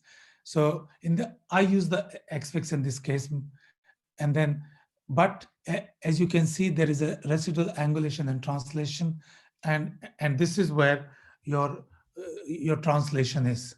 So that's your translation, and this represents your osteotomy rule 2. This is also quite useful in some very high deformities or close to the joint of periarticular deformities. So if you see, this is the normal, and this is the reversal of the slope. Example, you already been shown by Mr. Lahoti. And if you draw here the normal angle, then the CORA is very high. You can't really correct with the CORA there. You can't use a plate or X-fix. So what we do here is we use a osteotomy rule 2 and bring the CORA down.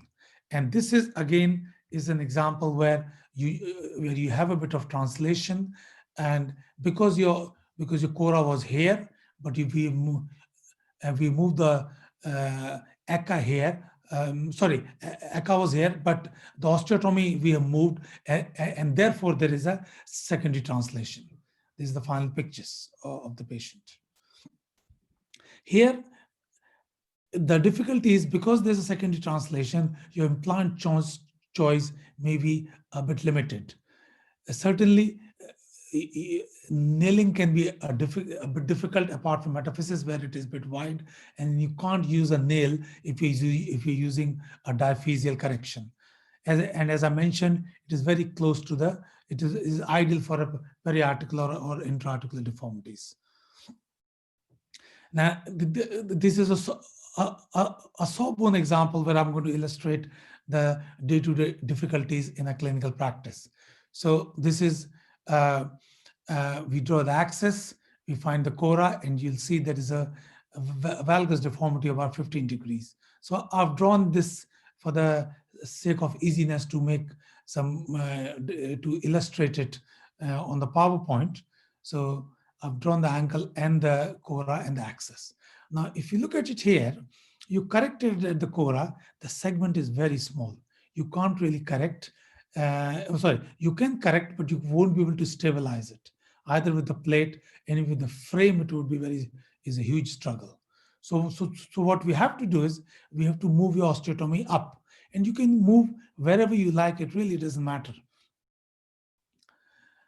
So if we move the osteotomy a bit up, you'll find that if we do not use if we don't translate, there is an element of translation, and this is the translation. Now, it is quite common for the people who are using internal fixation, they just correct where they do the osteotomy and without translating put in a plate, but in fact they end up creating a secondary translation deformity. And what you really have to do is you have to translate a bit so your axis comes straight. Now, if you move your osteotomy even a bit higher, Now, in this case, the translation increases. Now, it is quite important to remember the further away you are from your CORA, the bigger is the translation, and which basically means you come to a point where the bony contact becomes so small that you cannot, that the bone healing becomes a problem, so you cannot actually move your osteotomy any further.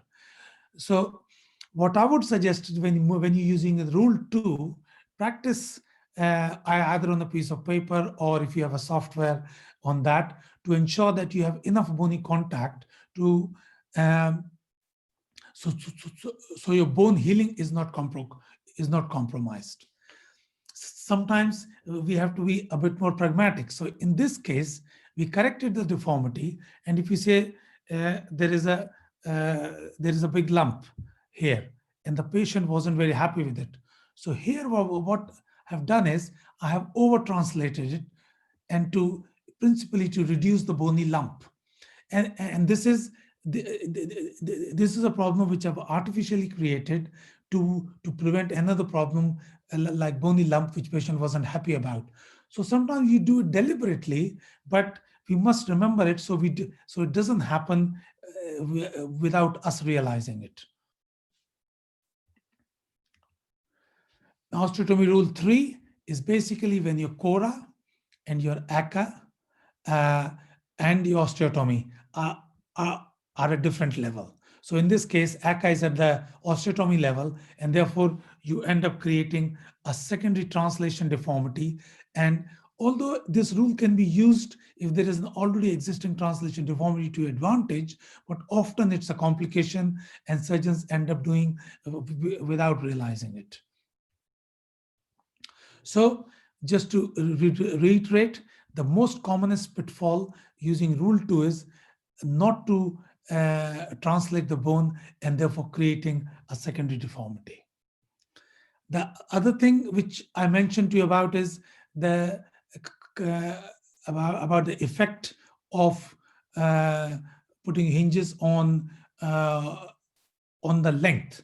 And as I mentioned, on a transverse bisector, every point you can put your hinge, and it will realign the bone. But if you put the hinge on the convex side, you will gain length, and further away you are, the more length you will gain. And similarly, if you put your if you move onto the concave side, you will find it shortens the bone, and further away you are from the bone, the more is the amount of shortening. So that has to be considered when you plan your corrections. Again, the one last thing is before I finish is the amount of translation or the length you're going to get. And it's very simple. You draw your angle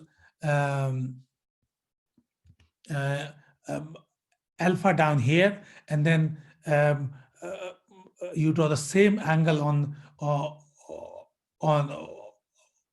the second axis, and basically this is the amount of length you're going to get, and this is the amount of translation. And if you move it here, then your similarly your length and your translation changes. And therefore, if you want to gain and you want to plan a hinge where you're going to put your hinge, how much length you're going to gain, how much translation you can have, you can plan it pre-operatively and can easily execute it with your single with the single correction and the hinge placement. Again, the angulation, the translation also, you must remember, is the net result of two similar angulations. So either you can correct the translation by two equal angulations or osteotomies, and often we don't want to do it because they're quite close. Healing is a problem. We often end up just translating, but to remember that there are more than one ways to correct a translation deformity.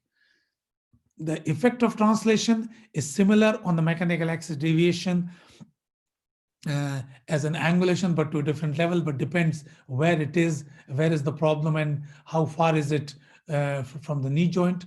If it's in the tibia, the translation have the similar effect, means if you move the segment medially, your MAD moves medially, and similarly, if you do laterally, it moves laterally. In femur, however, you will find the effect is opposite. So in this case, your translation is on towards laterally, but your axis has actually moved medially.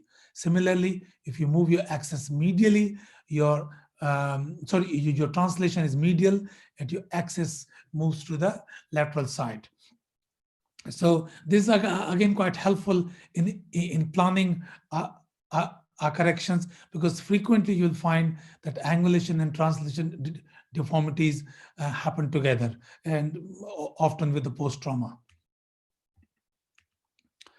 So translation as angulation also has direction, magnitude, plane, level, and is often associated with angulation. And if the translation and angulation is in the same direction, you can put a single hinge, it will correct both. But if the direction is different, then you have to correct one deformity and then correct the second deformity. You can't correct them both at the same time. To summarize, there are multiple components of the deformity.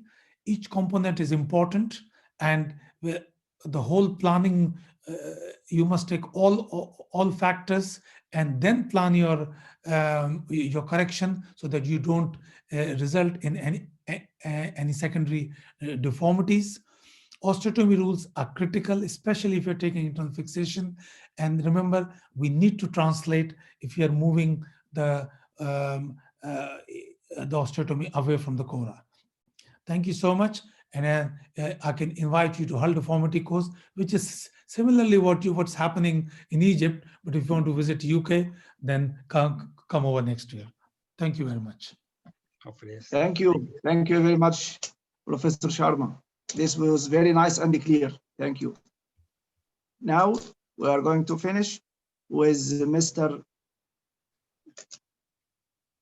Badri Narayan. Sorry, with Mr. Badri.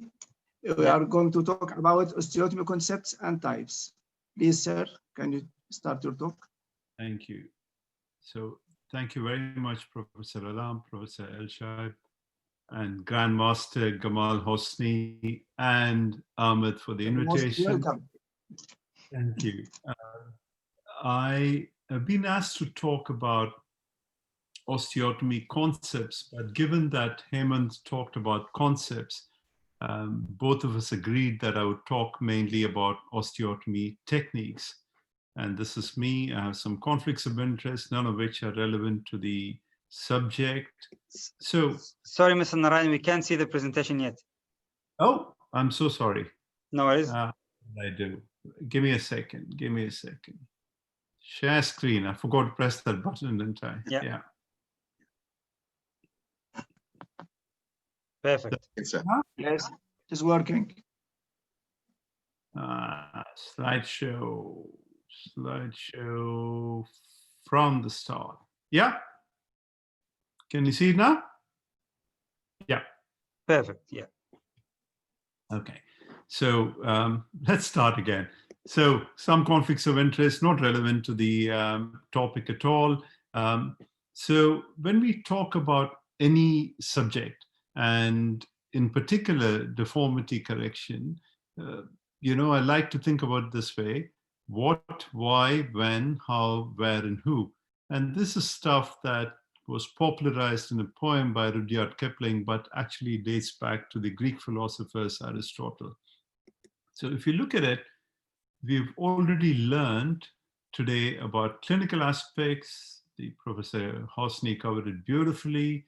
We talked about the what, the alignment orientation, the when to do corrections, the malalignment, malorientation, why we do it, principles of planning, and where we do correction, which is the concept of the CORA, the ACA, and the location. So the only thing that's not been covered is how you do it. You've seen the paper cuts, we've seen the drawings, but how do we divide the bone and how do we do it well enough to get a good result? So to look at how you divide the bone, you have to go back nearly 50 years in time to animal experiments done on dogs. And Rhinelander did these experiments in 1962 and then repeated them in 1968. All he did was he did some osteotomies in dogs and looked at healing. And what he found was there were three things that were vital for undisturbed healing of a fracture and in many ways an osteotomy. You had to preserve as much as you could of the medullary and the periosteal blood supply. You had to avoid necrosis of bone fragments, because when you cause necrosis of bone fragments, they almost always block the healing by blocking revascularization. And after you divided the bone, you had to make sure that your reduction was stable, because if your reduction was not stable, it was not held properly, almost inevitably, the osteotomy would not revascularize, and you ended up in a situation, as you can see on the right-hand screen. So three things: preserve blood supply, avoid bone necrosis, and keep it stable. 1968. We're talking about the same things today. So here we have two scenarios: an acute open wedge correction held with an intramedullary nail, in many ways a static construct, and you're looking for this open wedge to fill up with time, and you have to make sure that your osteotomy is done in a way that this wedge fills up without any problems. Here's another osteotomy, but this is a dynamic osteotomy because you're going to regenerate bone, and you've got to be very, very sure that your osteotomy contains living cells, that your stability is okay, and you've not compromised the blood supply. So you have to divide the bone in a way that you preserve the blood supply as much as you can, you avoid necrosis as much as you can, and all this is to assure healing of the osteotomy and prevent unnecessary second and third operations to undo the mistakes of the first operation. What's the simplest way to preserve the blood supply of the medulla? Simply by preserving the medulla and the concept of the corticotomy. So I've shown illustrations in the tibia. You enter the tibia there, you cut along the anterolateral cortex, you cut along the anteromedial cortex. You obviously cannot get into the posterior cortex subcutaneously, and you therefore rotate it and you break it using an osteoclasis. This is your classic Russian corticotomy. And I've got a video that shows it being done. I've edited it significantly, but what you'll appreciate is this. An osteotomy is not a brutal division of bone. You've got to appreciate feedback. The feedback is the sound, the feedback is the feeling, and the feedback is your tactile as well. And then you break the posterior cortex by rotating the tibia. So that is a corticotomy. He's gone along the cortex, and posteriorly he's broken it by osteoclasis, and he's preserved the medullary supply fully. The problem with that is that the learning curve is quite significant, and you often land up, when you're breaking the posterior cortex, with what's called a shatterotomy, because your osteotomy is quite brutal when you divide the posterior cortex. So people started looking at corticotomies and saying, is it really that important to preserve the medullary blood supply? Why not just be a little more careful? And people did loads of experiments on animals, and this is one paper I've shown you. All this paper did was it looked at many methods of dividing the bone, and it said, you know what, the worst thing you can do is cut the bone with an oscillating saw and do an open wedge osteotomy with an oscillating saw. Bad news for animal bone, bad news for every bone. However, The other methods, as long as you took some care, it really did not matter whether you preserve the medullary blood supply or not. And consistent with this, other methods came into the fore, replacing pure corticotomies. And this is the most popular method, the jiggly saw osteotomy, which was actually described by a surgeon in Peshawar in Pakistan. It was called the Afghan osteotomy when it was first published in 1993. It became very popular by illustrations and evolution of the technique by Dror Paley in the US. So a couple of small incisions, you take an instrument along the medial side and you go along the posterior surface of the tibia, an instrument along the anterolateral surface. The instruments say hello to each other. You then pass a jiggly saw from one end to the other and you divide the bone with a jiggly saw. And you complete the osteotomy from posterolateral all the way to medial. And it's a clean cut of the bone because you've done it with the jiggly saw. And here's a video to show how it's done. You can see it's not that easy. You can see the changing of the position of the hand. You have to change the obliquity of it. Again, it's severely edited. And in the end, you've got to make sure you don't cut the skin when you come out with the jiggly saw. What does it do? It gives you a beautiful osteotomy line. Look at that. It's a precise, clean cut through it.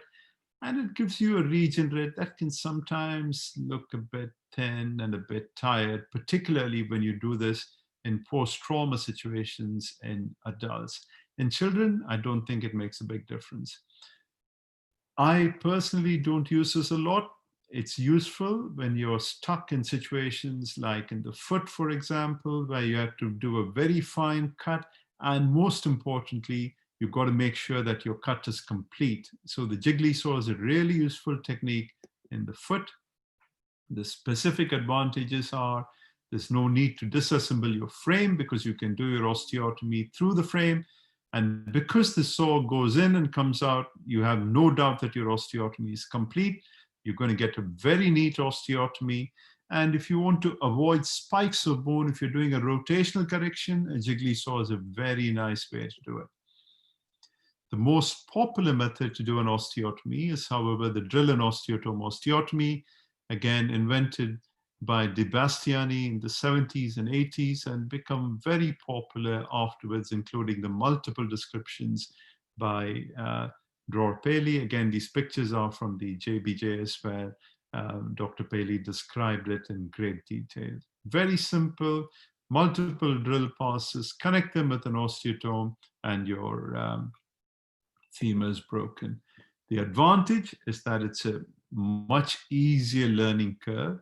You can apply the drill and osteotomy throughout the entire skeleton. You can limit your damage to the endosteum. And if you're particularly careful about how many times you penetrate the surface of the femur, you can preserve the periosteum too. So again, a fiercely edited video of a drill and osteotomy. And you can see that the gap between the two pins is actually very little. And you would think you can't do a drill and osteotome through this, but with a bit of care, you can do it. Make sure that you take care of your drill bits.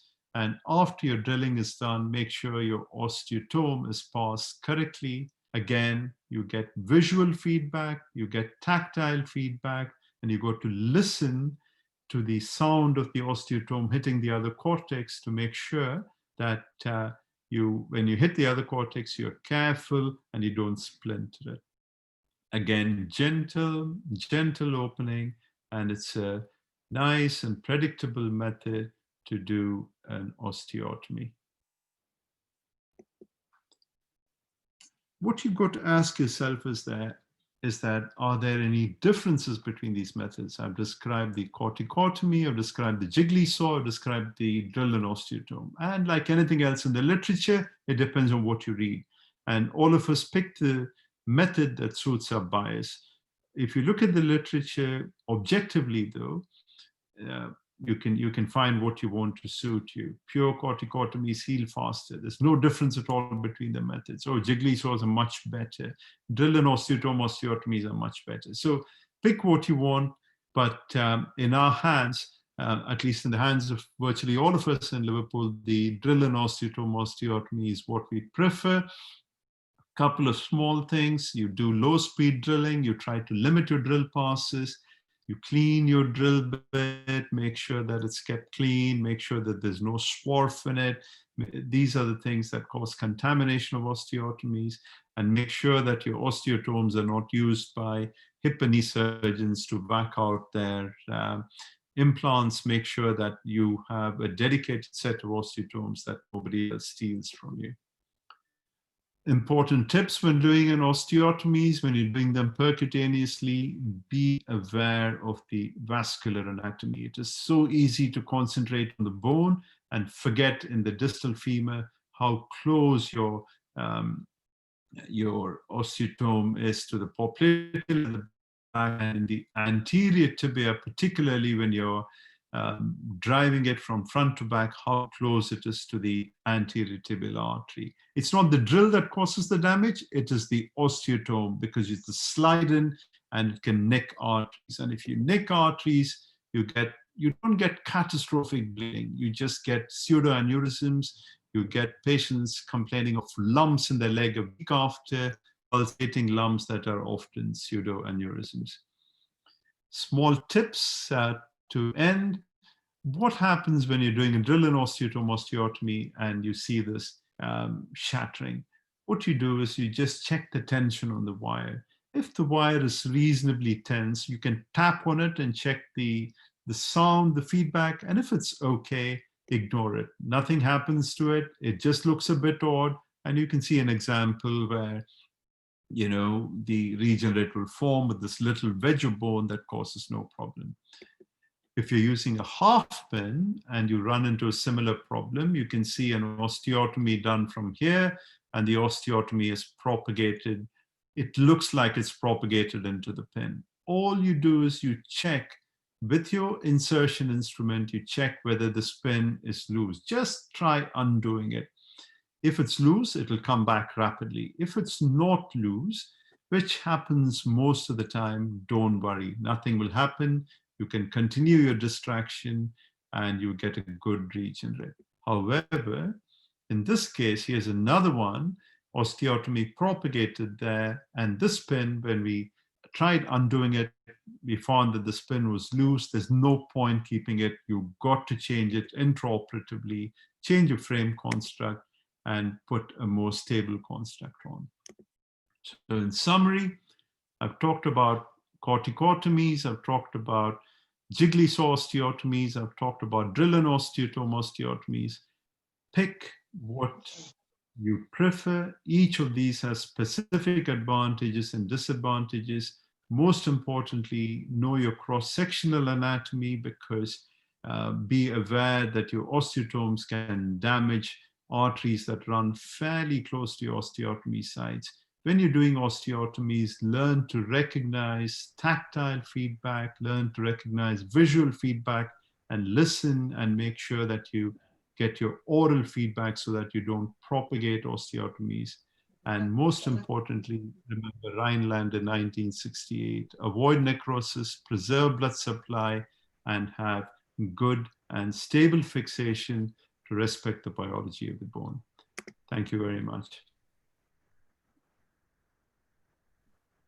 Thank you very much, Mr. Narayan. Thank you very much. Thank you. We're going to the end now. Professor Gamal, would you say something?